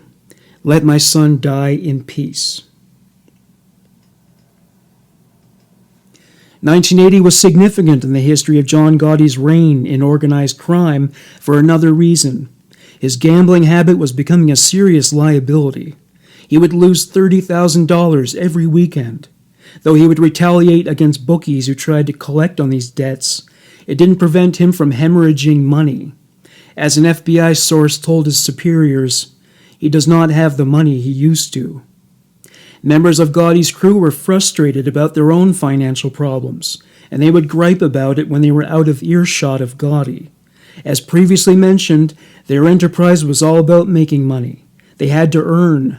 They were so resentful about this that a few of Gotti's associates, like Tony Roach Rampino, Michael Roccaforte, and Sal DeVita, were counted among those who were, quote, considering taking action if Gotti didn't start making deals so they could improve their financial standing.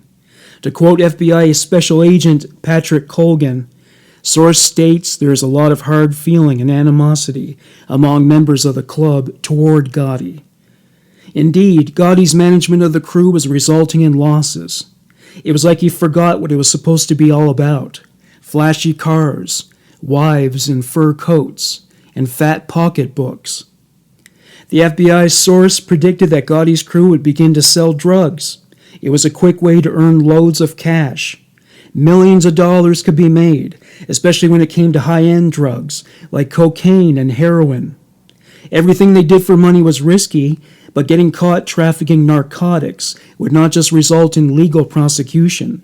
Paul Castellano, the authority John Gotti still answered to, was still steadfast in his zero-tolerance policy regarding the dealing of drugs. He made it clear that anybody who would be caught doing so would be whacked. Gotti was seduced by the financial returns that come from the drug trade. To play it safe, he only provided investment. The capital would be used to purchase and traffic the drugs. A dealer named Mike Reeder began hanging out at the Bergen. He sold cocaine and heroin. He would connect the Gotti crew to the drug world. Still, Gotti made sure to keep up appearances with an anti-drug stance to please Castellano. Of this, Agent Colgan said, though Gotti himself would be seduced by the easy money and drugs, he had recently condemned drug dealing. Source states Gotti himself has laid the law down to his crew that he will not back them if they are in any way involved in drug deals. But apparently Gotti was just following orders given him and is not abiding by these same rules. Associate Jamesy Cardinale got other people involved in the cocaine trafficking, and it didn't end well for one particular dealer. In conversation with Gotti, Jamesy was asked, "Did you have anything to do to the body to make sure that it didn't float?" He was cut open. Jamesy was paid for the hit, somewhere in the neighborhood of $9,000 to $12,000. When Gotti heard that Jamesy began trafficking narcotics again, he confronted him. Someone came here and said you were selling drugs. It's not true. If I find out it is true, I will kill you. Who told you? Michael Castigliola. The next day, Jamesy repaid Castigliola for his honesty with a bullet. A few weeks later, Jamesy paid a visit to the Bergen after an absence of several weeks. This followed a period when his financial standing was at a low ebb, and he approached John Gotti for a loan. Referring to the Castigliola hit, Gotti said, "Did you kill that guy?" "Yes." "Never do anything like that again. You come and ask me. But John, if I asked you, you wouldn't let me kill the guy." "You got to post everything with me. I knew it an hour after you did it." "How did you know?" "Somebody saw you." Gotti told him that Castigliola was with another Goomba at the time of his death. Gotti reassured Jamesy, saying, "But don't worry, I can handle him. Just keep your mouth shut." Jamesy was later investigated for a murder, but due to lack of evidence, he was only found guilty of parole violations, such as using drugs, failing to report to his parole officer, and consorting with criminals. He served 9 months. February 1982.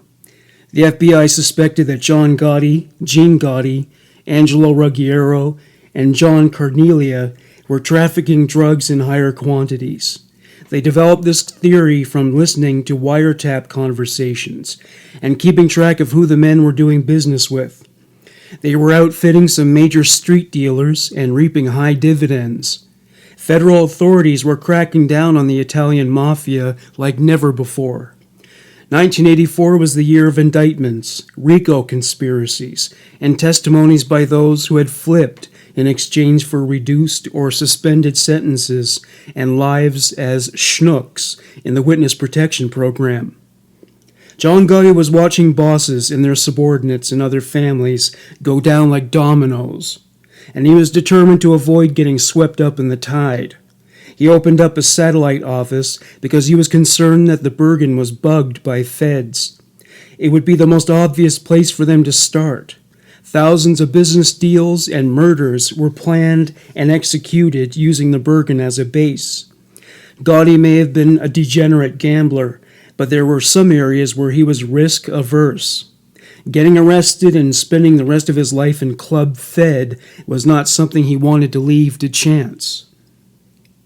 He also became paranoid, and with good reason. There was a new infestation of rats, and with the Rico statute, it wasn't just bosses that were going down.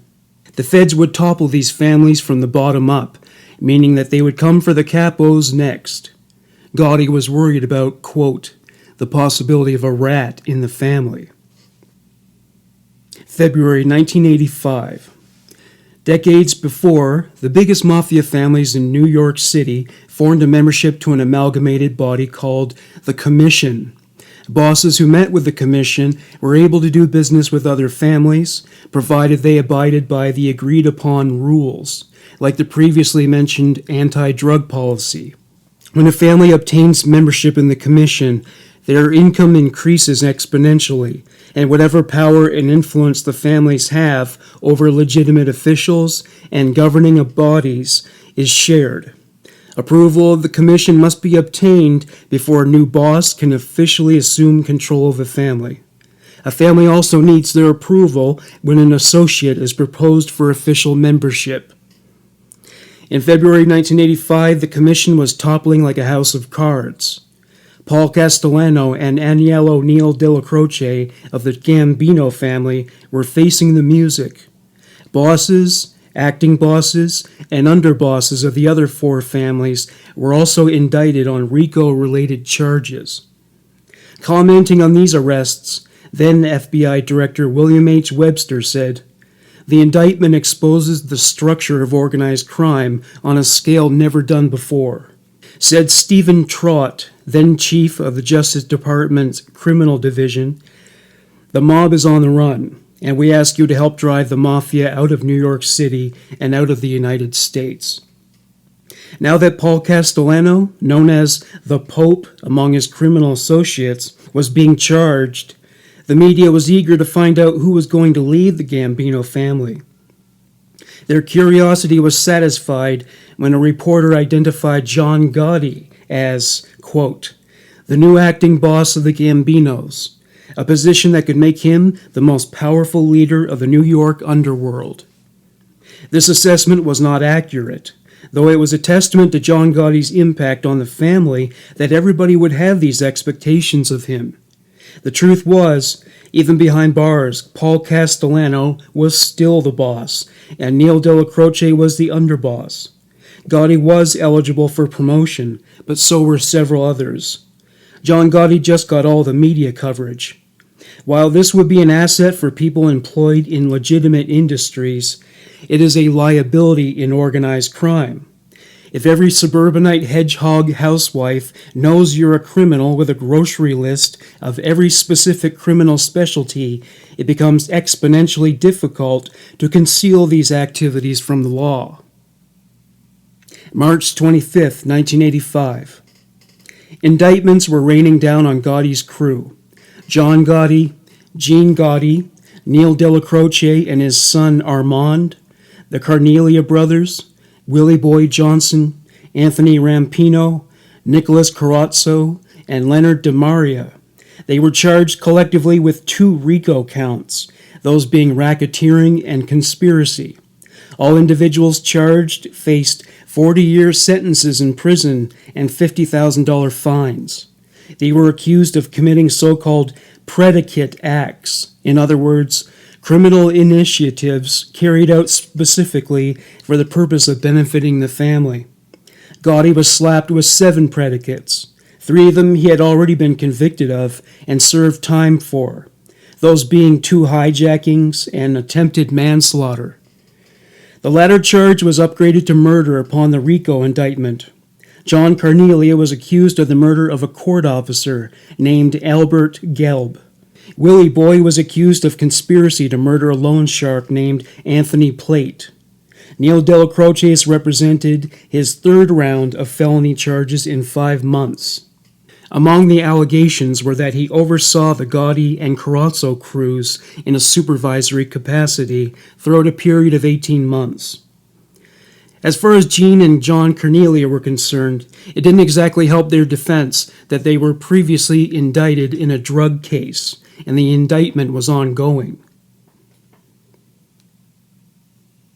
March 28, 4 a.m., the Bergen Hunt and Fish Club. Detectives with the NYPD and agents of the DEA interrupted a card game to make their arrests. John Gotti said, "What'd we do?" A DEA agent said, "Don't worry, you already did it. Your crimes have caught up with you." A federal representative issued a press release. He explained that the investigation reconstructed the organized activities of a criminal enterprise by bringing together nearly 20 years of intel from state and federal sources. A quote from the press release: "The investigation revealed that what appeared initially to be unrelated investigations, prosecutions, and convictions of the defendants for the commission of numerous state and federal crimes was, in fact, the organized criminal activity of the 2 crews under the supervision of underboss Agnello Della Croce." He neglected to mention that most of the interwoven probes failed to produce indictments. He saluted the efforts of the relevant authorities, confident that none of the individuals indicted could beat the rap. The same day of the arrests, the case entitled United States of America versus Agnello Della Croce et al. Was called for arraignment and bail applications. John and Gene Gotti entered pleas of not guilty. John was released on $1 million bail. 2 of Gotti's former associates were revealed as FBI informants. Willie Boy was remanded to prison and housed in ADSEG for his own protection. He couldn't even receive visitations from his wife. William Batista never liked John Gotti because of his tendency to bully his subordinates. It was about this time that Batista disappeared and was never seen again. June 12th. John Gotti and Paul Castellano had a sit-down. Preceding this event by 3 weeks, Word had gotten around courtesy of William Batista that Castellano was considering killing them. Castellano's partial motivation was that he wanted to assure everyone that it was nothing but gossip. One thing that weighed greatly on Castellano's mind was that the government informed him his home was bugged starting in 1983. The Pope said to Gotti, "I must have said so many things." That's the way it goes. Castellano was sure that he was going to the can and that Della Croce was about to be whacked. His primary purpose for arranging the sit-down with Gotti was to discuss a peaceful transition of power. His proposal: Thomas Gambino, Thomas Bellotti, and John Gotti would have operating control of the family while Castellano was in prison. Gotti wasn't too keen on this idea. It struck him as a too-many-cooks situation. He also wasn't sure about Joe N. Gallo in the position of consigliere. A consigliere is an advisor or counselor to the boss. They also represent the boss in important meetings with the boss's family and with other families in the boss's absence. The consigliere is one of a very select few in the family's hierarchy who are allowed to contradict the boss. Not every plan is foolproof, and the consigliere can prevent a boss from making critical errors. Gotti felt Gallo was unfit for this position since he was 73 years old, or as Gotti characterized him in his classic Gotti eloquence, an old fuck. In keeping with that same semantic sensibility, he also referred to him as an, quote, asshole, weak cocksucker, unquote. He was determined that whether it was due to Gotti's actions or to old age, Gallo would have no real influence over the family. The day after the sit-down with Castellano, Gotti discussed the meeting with a friend. He suspected that Castellano was patronizing him. He was also angry that he excluded Della Croce from his plans. Gotti was not pleased with the changes Castellano had in mind. As Gotti put it, "He told me again last night. He said, well, I'm going to try to make a peaceful transition and switch the family over to 2 or 3 guys. But we ain't going to get nothing." He went on to say that Castellano told him, quote, "You come with me, Tommy, and the other guy." He said he told Castellano that he, Thomas Gambino, and Thomas Bellotti didn't want to share power. Gotti told his friend what would happen if Paul was indeed patronizing him and Gotti was omitted from the family while Castellano went to jail. He said, "You know what we're going to do then? Tommy and the other guy will get popped." Gotti was confident in his appraisal of the situation. He said, "I know what's going on. See, you're oblivious. Guys like you, your brother, and other soldiers, God bless you, but you're oblivious to what's going on, but I ain't. Me, I'll always be all right." He also took pride in the fact that he was in such high demand. "I got appointments and favors coming out of the asshole. I can't keep up with him." While Neil Della Croce was at death's door, he conveyed his wish for John Gotti to take the reins. Della Croce would only live another 5 months. One of Gotti's first difficulties arose from resolving a problem involving a dead loan shark and a blind bookmaker. The loan shark's relatives felt they were entitled to a portion of the gambling operations he built. Gotti met with the blind bookmaker and told him he should do the right thing and pay the man's family $1,000 a week, which was to be divided equally among his widows and children. Gotti didn't always rely on diplomacy and compensation to tie up loose ends. He was once heard discussing his verdict on a pizza shop owner on government surveillance with a crew member. Gotti: "Why didn't you give him a beating then?" "Well, 'cause, I told you. Forget this other shit. Give him a fucking beating." "Well, I was waiting to hear from you. I told you yesterday. What are you, Chinese? Hit him. This guy's nobody, and if he's somebody, I don't give a fuck." September. John Gotti was informed that he was overheard on the surveillance of Della Croce's house. As he pointed out at the Bergen, the FBI is all over the place. The state task force police were certainly keeping tabs on Gotti. The other Gambino family members and members of other families were constantly meeting with Gotti. It got to the point where it overwhelmed him. Wise guys from all over America were calling him and meeting with him. As he said to one associate, "They all come to me. I ain't got nobody here. I got to listen to everybody. I forget what things there are. I write notes to myself." Neil Della Croce died.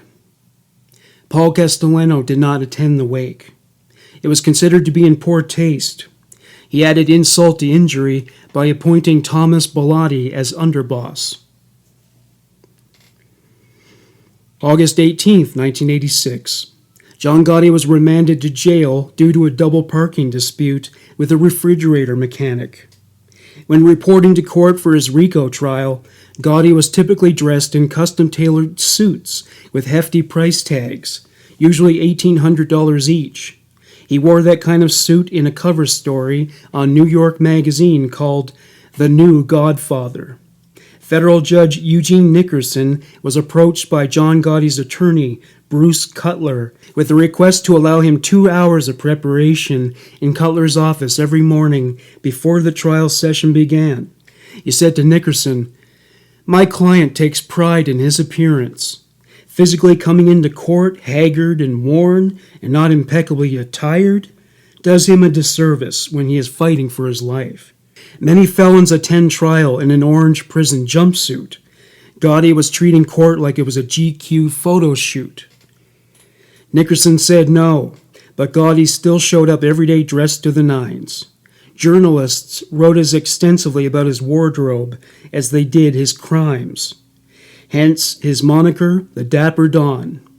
His attorney was influenced in this regard and began to dress much sharper in his own right. They looked more like business executives out for a night of hookers and blow. When the trial began in earnest, Gotti would make his entrance in handcuffs every day, smiling and greeting his criminal associates with hugs and kisses. He was conducting himself more like a man who had just won an election. The government usually won cases against the mob, but unlike Gotti, their prosecutors were not the rock stars of the case. Gotti was a magnet for the spotlight. Nothing could draw a curtain over his celebrity, not even when one of the prosecutors said to the judge, "The government and press have made John Gotti the most feared man in America today. This case against Gotti is the biggest media event since World War II." Indeed, the media didn't care about what the lawyers had to say. The only statements they wanted to hear were from Gotti. He certainly had some interesting things to say. At some point, there was a dispute over where the defendants could go to have lunch. At one point, Gotti said, sarcastically, "Judge, why don't we just not eat? Why should we eat? We don't deserve to eat." People were indeed hanging on his every word and image. Time magazine put him on the cover in the format of a painting by Andy Warhol. Judge Nickerson decided upon an anonymous jury. These juries are usually selected when mob figures are on trial due to a history of intimidation and bribery of jurors. Many of the candidates of the jury pool were aware of this history and tried to avoid being roped into serving on the trial. Another challenge was screening candidates who were not biased by the media's coverage of Gotti. Gotti's attorney, Bruce Cutler, not only claimed the allegations made against Gotti were devoid of merit, but he denied that he was ever a member of the mob. He even denied that the Bergen Hunt and Fish Club was ever used as a place to plan and initiate criminal activity. Commenting on his client's strength of character, he said, "So, when he sits there resplendent in his suit, it's not out of being bold, it is out of pride. That's what made this country great." He characterized the indictment as being one that, quote, "stinks," and a, quote, "fancy wine dressing," unquote. He said Rico didn't make the dressing taste better. To quote Cutler, "It still is rancid. It's still rotten. It still makes you retch and vomit." Evidently, Bruce Cutler's ambition was to be the legal equivalent of Pepto-Bismol. Further casting aspersions on the indictment, he threw it in a garbage can and said, "This is where it belongs." The veins in his head were bulging. Who knows, maybe he even had a hard-on. He walked over to the defense table to sit next to Gotti. Gotti shook his hand. Gotti couldn't have said it better himself. If he had, he would have used at least 50 expletives. Bruce Cutler was a scrapper. He was aggressive with the prosecution. Even after a tape was played from FBI surveillance in which Gotti said in regards to a pizza parlor owner who displeased him, hit him with a baseball bat. I want that as soon as you find this guy on the floor. You give him a beating. Even when they came at the defense with something like that, they would be what came to be known as Brucified. Indeed, whether it was an attorney or a witness, he could insult and unsettle the object of his derision masterfully. A Goomba in the courtroom. The judge let him get away with much of this behavior. Cutler didn't even face repercussions for referring to a female prosecutor as a, quote, slut. Yes, he called her a slut in court. The prosecutors were at a disadvantage when it came to their witnesses, who did not have much to offer in terms of incriminating data. One witness was revealed to have been coached by an FBI agent. Cutler successfully discredited other witnesses, often making inappropriate remarks and shouting. Nevertheless, he was often effective. Meanwhile, Gotti would feed the press the odd quotable, such as, "They got no case. If my kids ever lied as much as these guys lied, they'd have no dinner." After flimsy testimonies given by the prosecutor's witnesses and the glowing reviews given by John Gotti's most loyal associates, Bruce Cutler included this statement within his closing arguments. "The government is people. It's my government. It's John Gotti's government. It's your government. But it's people. People do things wrong. You are the only shield we have against abuse of power, against tyranny." This characterization of Gotti as a Christ-like figure was a recurring motif throughout the trial, and despite Bruce Cutler's flamboyant and profane delivery, it was effective. Friday the 13th, 1987. The foreman of the jury sent a note to Judge Nickerson announcing that they had reached a unanimous verdict. The silence that befell the courtroom as everybody awaited the verdict was so intense you could have heard one of Gotti's corpses decomposing. Speaking like the overconfident gambler he was, Gotti said, "We're walking out of here." The court clerk, William Walsh, took the verdict from the foreman, Larry King. No, not that Larry King. Judge Nickerson asked him to read the first verdict aloud. Walsh, count 1, the conspiracy count. How do you find John Gotti? Guilty or not guilty? King, not guilty. Next came the count of racketeering. Walsh, count 2. How do you find John Gotti? King, not guilty. More not guilties followed. Someone screamed, "Justice!" in response. Judge Nickerson called for John Gotti to be released from his bindings so he could leave a free man. Bruce Cutler was the original Johnny Cochran. When Gotti pulled up to the Bergen hours later, he was greeted with cheers and congratulations, as if he had single-handedly won the World Series for the Yankees. He always was good with a bat. The celebrations continued when he arrived home. The neighborhood was jubilant. Naturally, the prosecution and their ties to law enforcement and the government weren't exactly in a festive mood. David had beaten Goliath. It just wasn't supposed to happen. Former government prosecutor Andrew Maloney heard a rumor that Gotti either bribed or threatened one of the jurors. Either way, he was convinced there was no way Gotti beat the case by any other means. To quote Maloney, "We may never prove it, but the case was fixed. What happened in Nickerson's courtroom wasn't justice. It was fraud. We may not get Gotti for that, but we will get him." Before the trial, Gotti became friends with Salvatore Gravano, better known among friends as Sammy Bull or simply Sammy. He was a gangster who fit the bill in every way.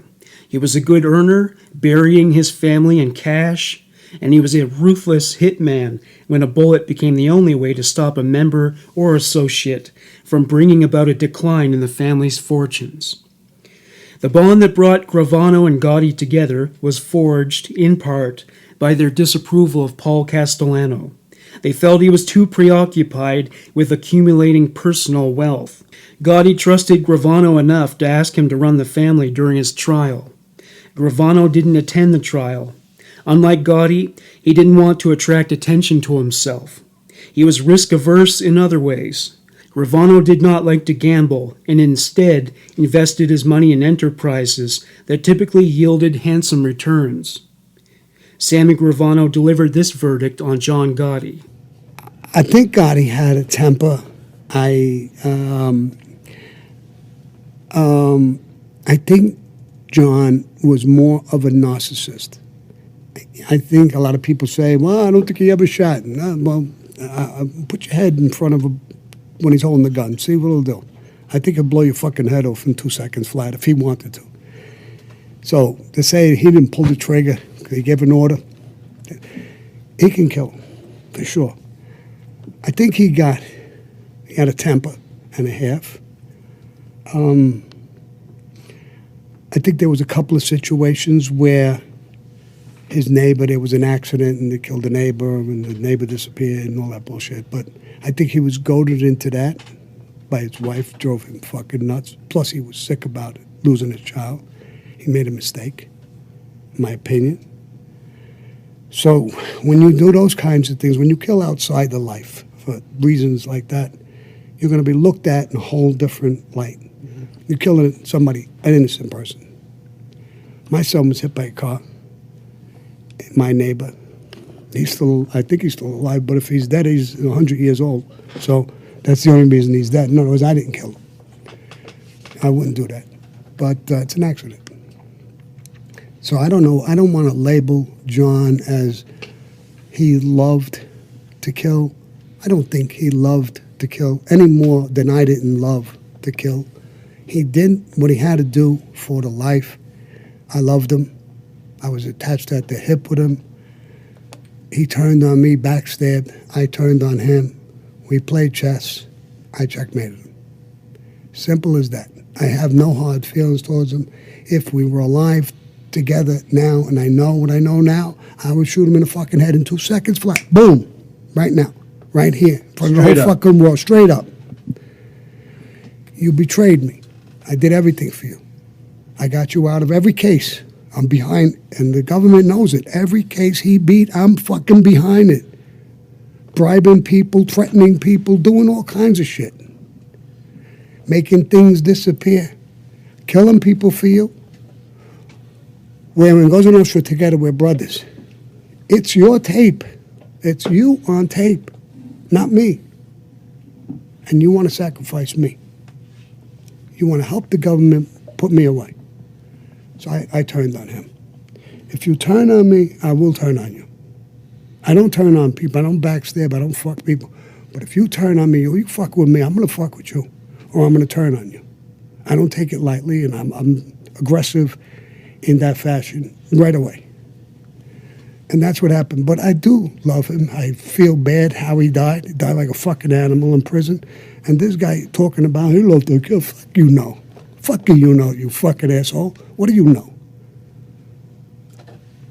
What do you know? How many people did you fucking put away? Did you bury? Do you have any fucking shame or any fucking grief? Sometimes I felt bad. They're humans. No, you didn't feel fucking bad, you fucking dick.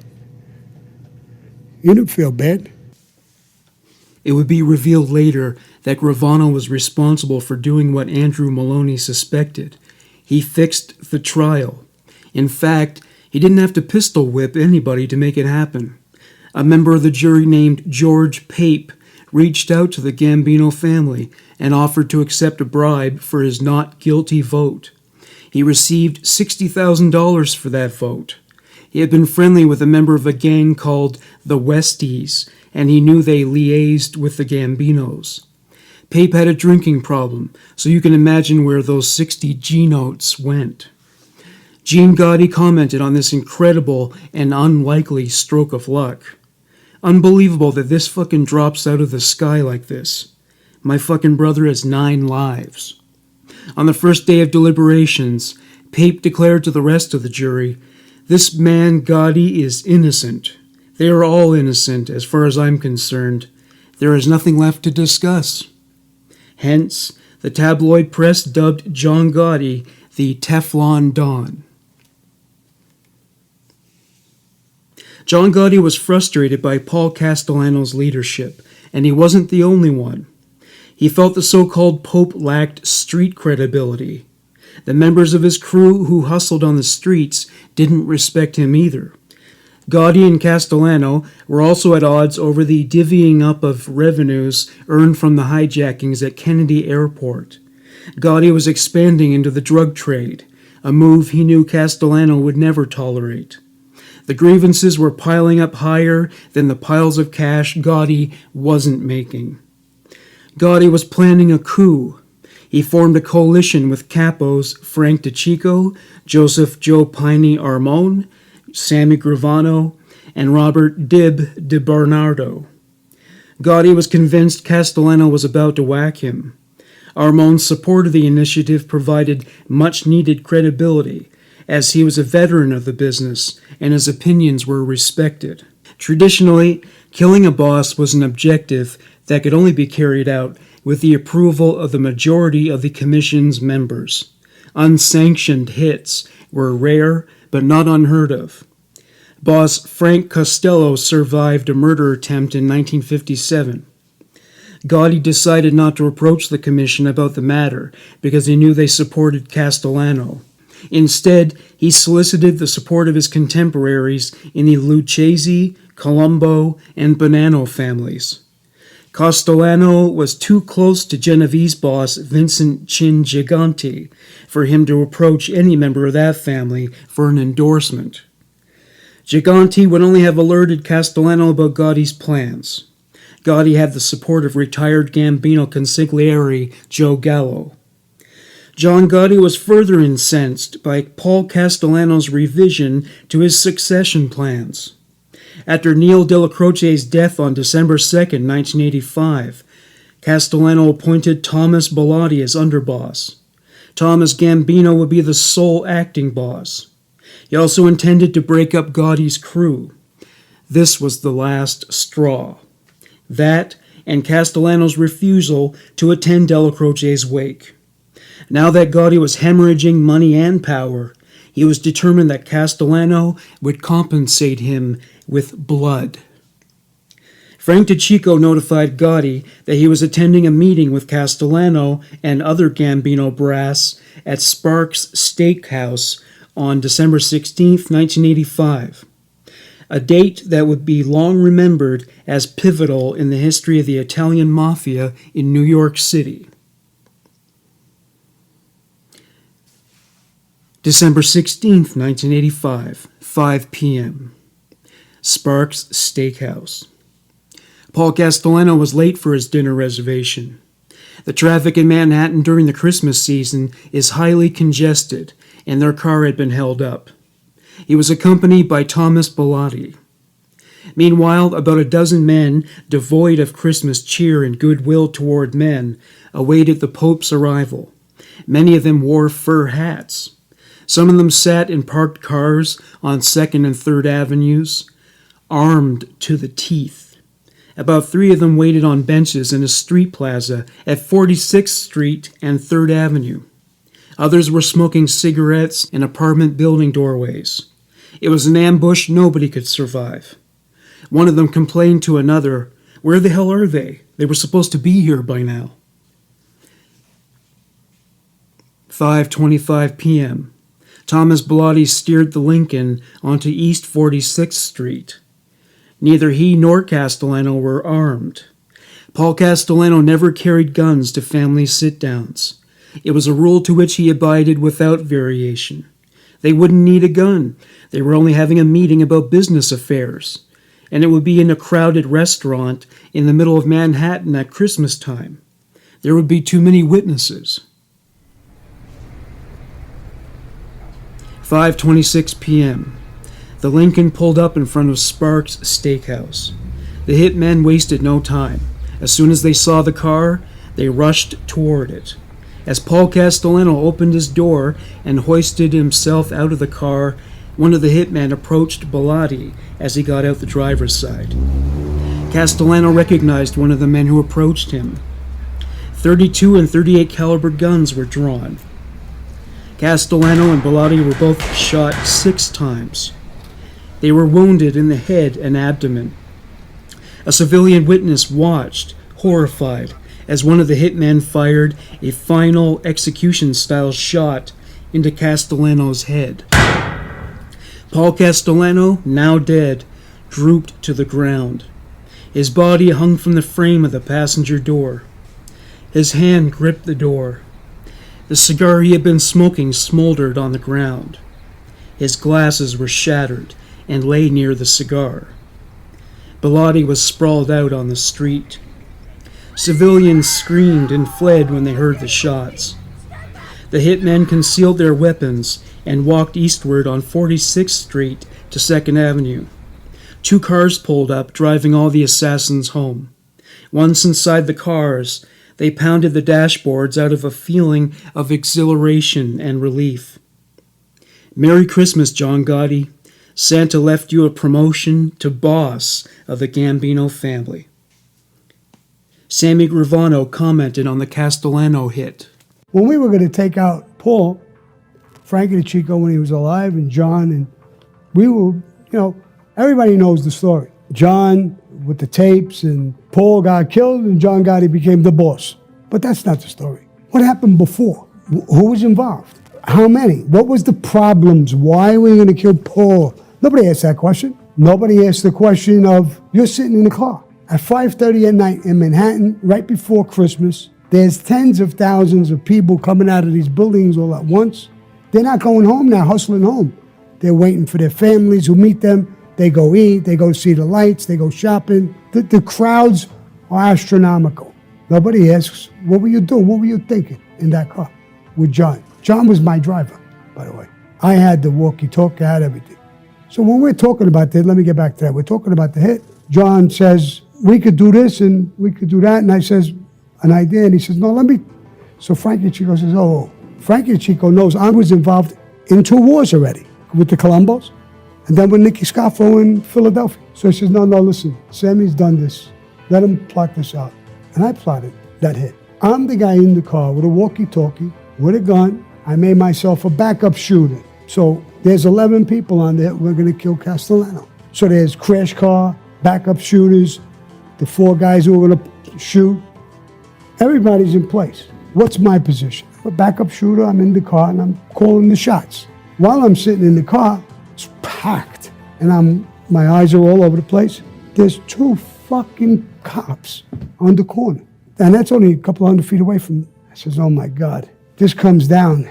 These cops are going to pull out their guns and make a move. My job now, the guy who's not pulling the trigger, is to go there and kill them so that the shooters can get away. So when you say, well, you weren't the shooter, my job now is to kill them. And I'm sick. I don't want to kill these 2 cops, but I know what my job is. Thank God, just before they came, they turned around and started walking up the avenue, chatting the other way. So they weren't there. There's actually a cop, from what I know and the government knew, who saw it. And the FBI asked them, why the fuck didn't you pull out your gun? He said, this was so fucking professionally done. I'm not a fucking fool. There must have been backup shooters over. This guy was 100 feet, maybe 75 feet ahead of me. If he would have pulled out a gun, he was right. I told the FBI, he was right. I would have killed him. I would have told John, pull up. I would have jumped out the fucking door and killed him. So he was right, this poor bastard, whoever he was. That again, going back to who's the shooter. Let Alley Boy go shoot him and you think from the background.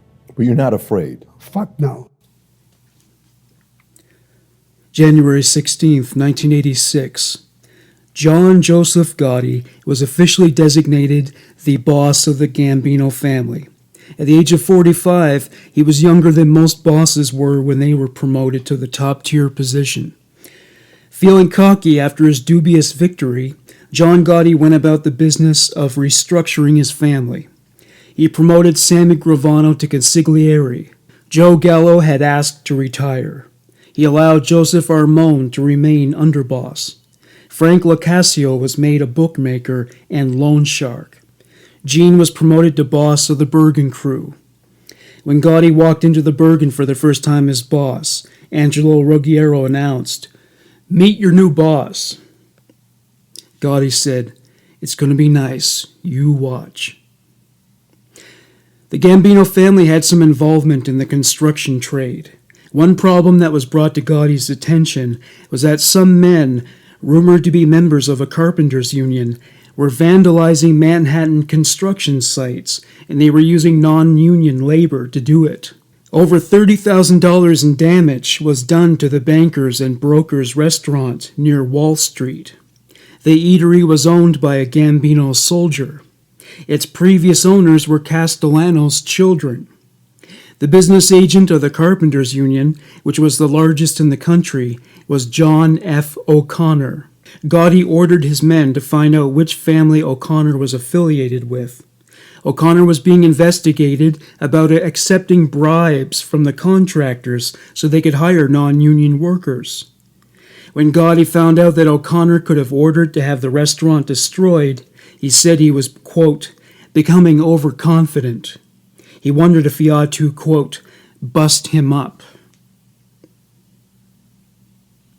Weeks later, John O'Connor was shot several times in the lobby of his union's office building. He survived, though his fortunes were not on an upswing. He was indicted months later for taking thousands of dollars in bribes. Many members of the commission suspected Gotti was responsible for the murder of Paul Castellano. There was no evidence, but relatives of Castellano and Thomas Bellotti wanted to avenge his murder. Gotti was aware of this, and he always made sure there were plenty of bodyguards around. Meanwhile, Gotti's power was cemented, often by default. At a street festival, he arranged to detonate fireworks illegally. Neither the police nor the fire department got in the way. John Gotti was a folk hero among his paisan. He also sent a message to his crew when he whacked a member who complained about the new management and its policies. August 29, 1988. Willie Boy was whacked with Sammy Gravano as the hitman. Willie had given information to the FBI regarding Gotti's whereabouts during a time when he was on the lam. He also told them about the heroin trafficking wise guys in the Gambinos and other crews were involved in. Gravano delegated the hit to a man named Eddie Lino. He ambushed Willie outside his house as he was about to head to a shift at a construction site. Accompanied by hitmen from the Bonanno crew, they shot as a collective, perforating his head with 6 shots alone. Around this time, the FBI assigned its Special Operations Squad to pick the locks at the Ravenite Social Club. They planted some bugs so they could capture some of his conversations with his criminal colleagues in hopes of finding a way to send him to the can during his next trial.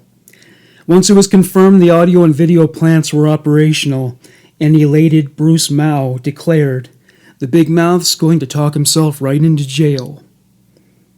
Well, there was one little snag. The video plant worked fine.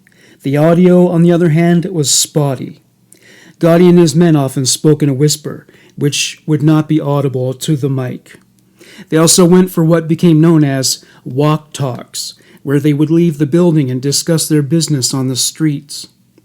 The good news was the video captured all parties clearly. As Mao put it, "This is great. John is introducing us to everyone in his family. We got guys coming in cars from New Jersey and Connecticut. We're going to get to meet everybody. The secret society meeting in broad daylight. The administration of the Gambino family strolling down Mulberry like tourists." One thing they did learn was that heroin addict Anthony Rampino, who had been arrested several months before, was feared by Gotti and his associates to be a rat. He was loyal and did not cooperate with authorities, But Gotti decided not to take the risk of leaving so much incriminating knowledge in his hands. From the transcript of that conversation: "Go ahead, I want him dead." "You want him dead?" "Yeah, I feel sad, but that's what he gets for being dumb. He can carry away everybody." Security measures in the prison where Rampino was housed were increased. Other recordings revealed information about the construction business, waterfront shakedowns, union extortions, no-show jobs, loan sharking, and gambling. A member of the Westies gang, James McElroy, agreed to cooperate with authorities. He had done some business with John Gotti and agreed to testify in exchange for leniencies when it came to charges of his own. He informed investigators that Gotti left a wake with the Westies leader to discuss the hit on John O'Connor. Another Westie who cooperated with an FBI investigation was quoted as saying, "Oh yeah, it was for the greaseballs, something they needed quick. You know what happened? This guy O'Connor got a bunch of construction guys from his union. They went on the job and wrecked it. He was supposed to get kneecapped, but the bullets ended up high, and one went in his asshole. He's got an extra asshole." After 2 months, a deal was finalized with James McElroy. A murder charge would be dropped. His girlfriend's drug-related charges would be dropped. Prosecutors would write a letter on his behalf to a federal judge who had sentenced him to 60 years. That was how badly they wanted to put John Gotti behind bars. January 1989. John Gotti was indicted for the third time in 4 years. He was arrested on the 23rd. He was arrested outside the Ravenite. 23 NYPD detectives and state task force agents ambushed him. The officer who cuffed him was named Joseph Coffey. Gotti said to Coffey, "I ain't going nowhere. Why are you doing this shit?" "Forget it, jerk off. Get in the fucking car." When he was placed in a holding cell and stood among lower-level New York criminals and street scum, they were stunned to see a celebrity offender in their midst. They broke into a round of applause. They were starstruck. He was released on $100,000 bail. Reporters were stationed outside the courthouse when he walked outside. One of them asked him if he was concerned about his fate. He said, "Did I ever worry yet?" They wanted more, so he said, "I have nothing to be worried about. They have nothing."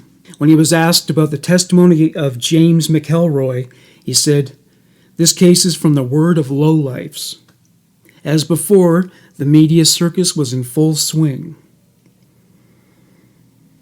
Subpoenas were issued to Gambino family soldiers. Gotti's instructions to them on how to handle the situation: tell the truth about things that don't matter, fail to remember when questions get pointed, lie when there is no choice. A soldier from Brooklyn named Thomas Spinelli declared his refusal to commit perjury. Gotti ordered Sammy Gravano to exterminate the rat. Gotti wasn't as self-assured about this trial as he was the last. As he said to Sammy Gravano one day, "They're going to keep coming until they get something. Get a motherfucking scumbag rat to say what they want. It's going to cost me a fucking fortune to fight these motherfuckers off." The worst news to emerge was that an underboss of the Philadelphia family, Philip Leonetti, flipped. He was cooperating with the FBI. For someone operating at such a lofty echelon of the Mafia family to become a rat was almost unheard of. The worst thing about this was that Gotti discussed with Leonetti his role in the shooting of Paul Castellano. Commenting on this, Gotti said to Gravano, "Can you believe this? A fucking underboss goes and rats?" Sammy said, "Whatever he says, he'll be winging it." Gotti said, "Motherfucking rats. We're surrounded by motherfucking rats." This was just the tip of the iceberg. By the time 1989 rolled around, a minimum of 9 men were secretly meeting with agents to discuss Gotti. John Gotti was hated more than he could ever have imagined, and he was about to pay a price for his wrongdoing. In an exchange between Gotti, his former attorney, Michael Coiro, and Sammy Gravano, Gotti incriminated himself. This was that dialogue. Gotti: "First, we're sorry." Coiro: "Thank you." Gotti: "I don't have to tell you how sorry we are." Coiro: "Oh, John." Gotti: "I knew you were guilty there. I didn't guess it. I knew it. And I don't think you're going to go away to prison before the obligatory legal appeal. So, you got another year on the street, maybe. I think the judge is going to give you 10 years. Maybe look for you to do about 3 or 4. Coiro: "I'll do it, John." Gotti: "Didn't I tell you? I called the whole shot right down the line." Gotti focused on his own problems. Gotti: "Feds, they got a new statute. Enhancing your position, to commit murder to enhance your position. They're going at it tooth and nail to see who's going to try me first. I think it's easier to beat a murder beef by the state."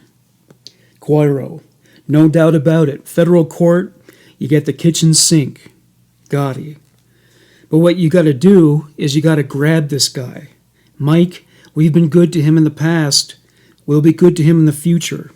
I never once asked you who he is. Did I ever ask you?" Coiro: "Never." Gotti: Mike, again, I feel sorry for pushing your sins aside, your heartaches aside." Coiro: "Forget about it. It's over." Gotti: "Now let me ask you a question, Mike. Can you see this guy pronto?" Coiro: "Tomorrow." Gotti: "Believe me, it's done tomorrow." Coiro: "As close as Angelo was, he was never in my fucking house talking. Nothing to put us in fucking jail."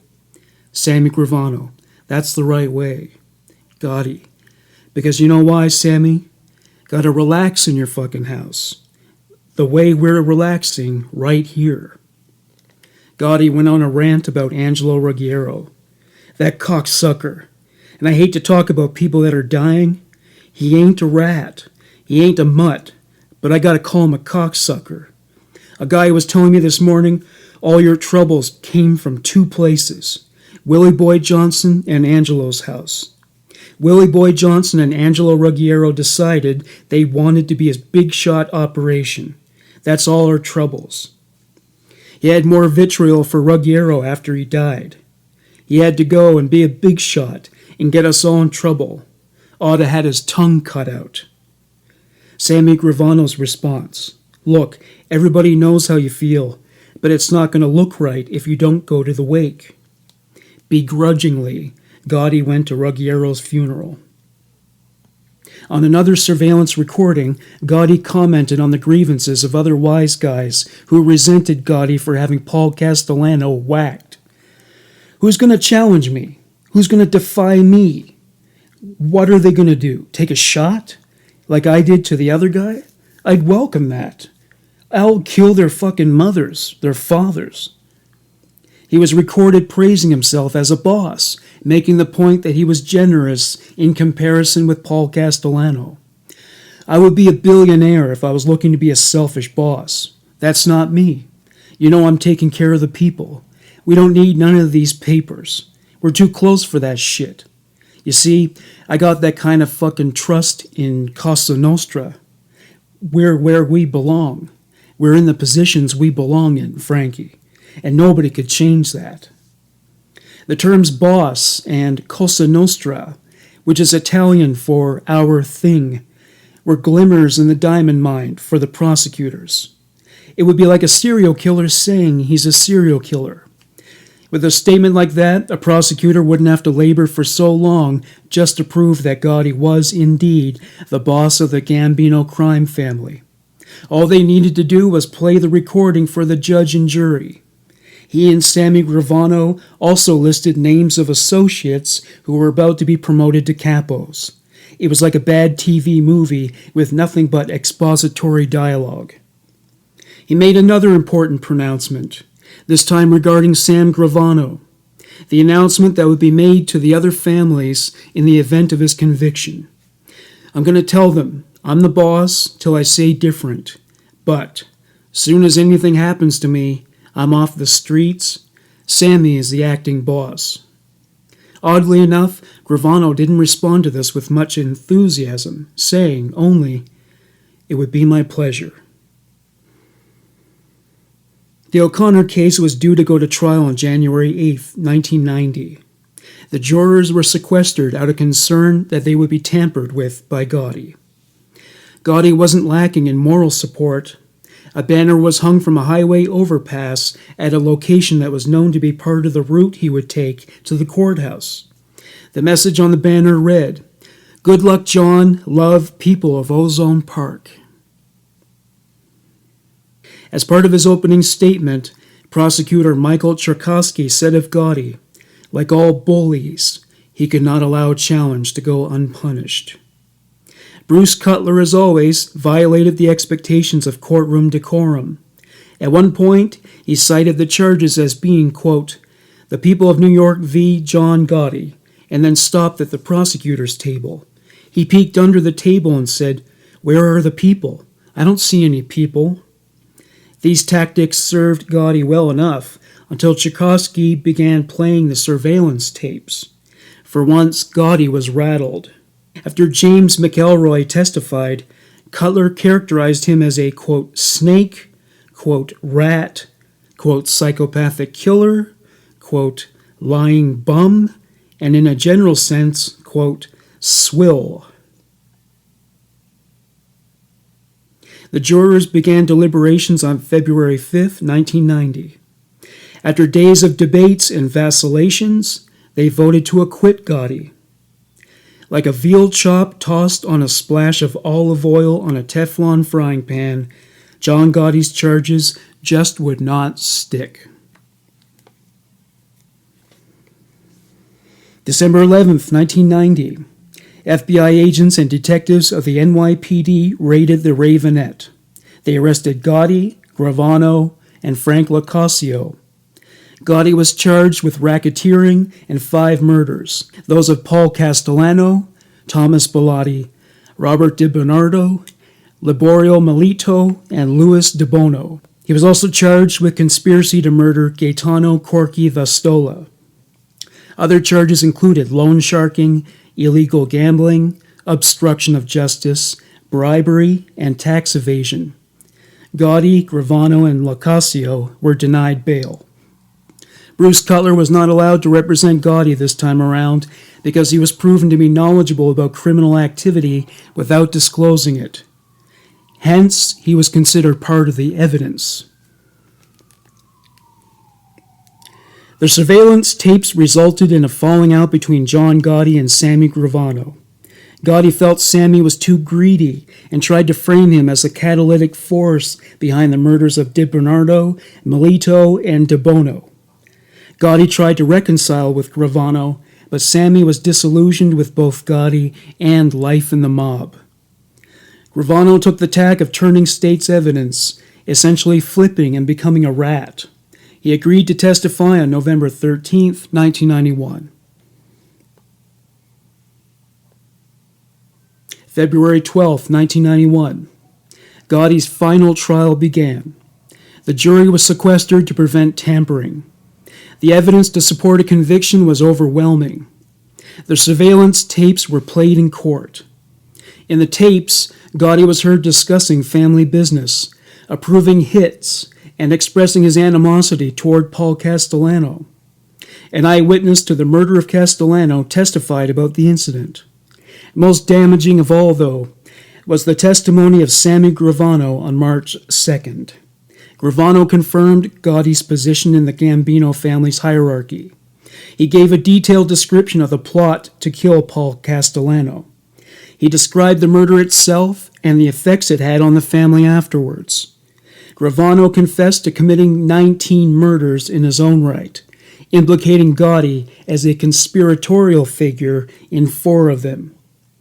The evidence against Gotti unsettled him greatly, and he became highly disruptive in the courtroom. At one point, the judge threatened to have him removed.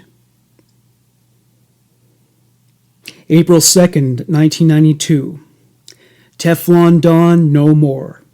After deliberating for 14 hours, the jury found John Gotti guilty of all charges of the indictment.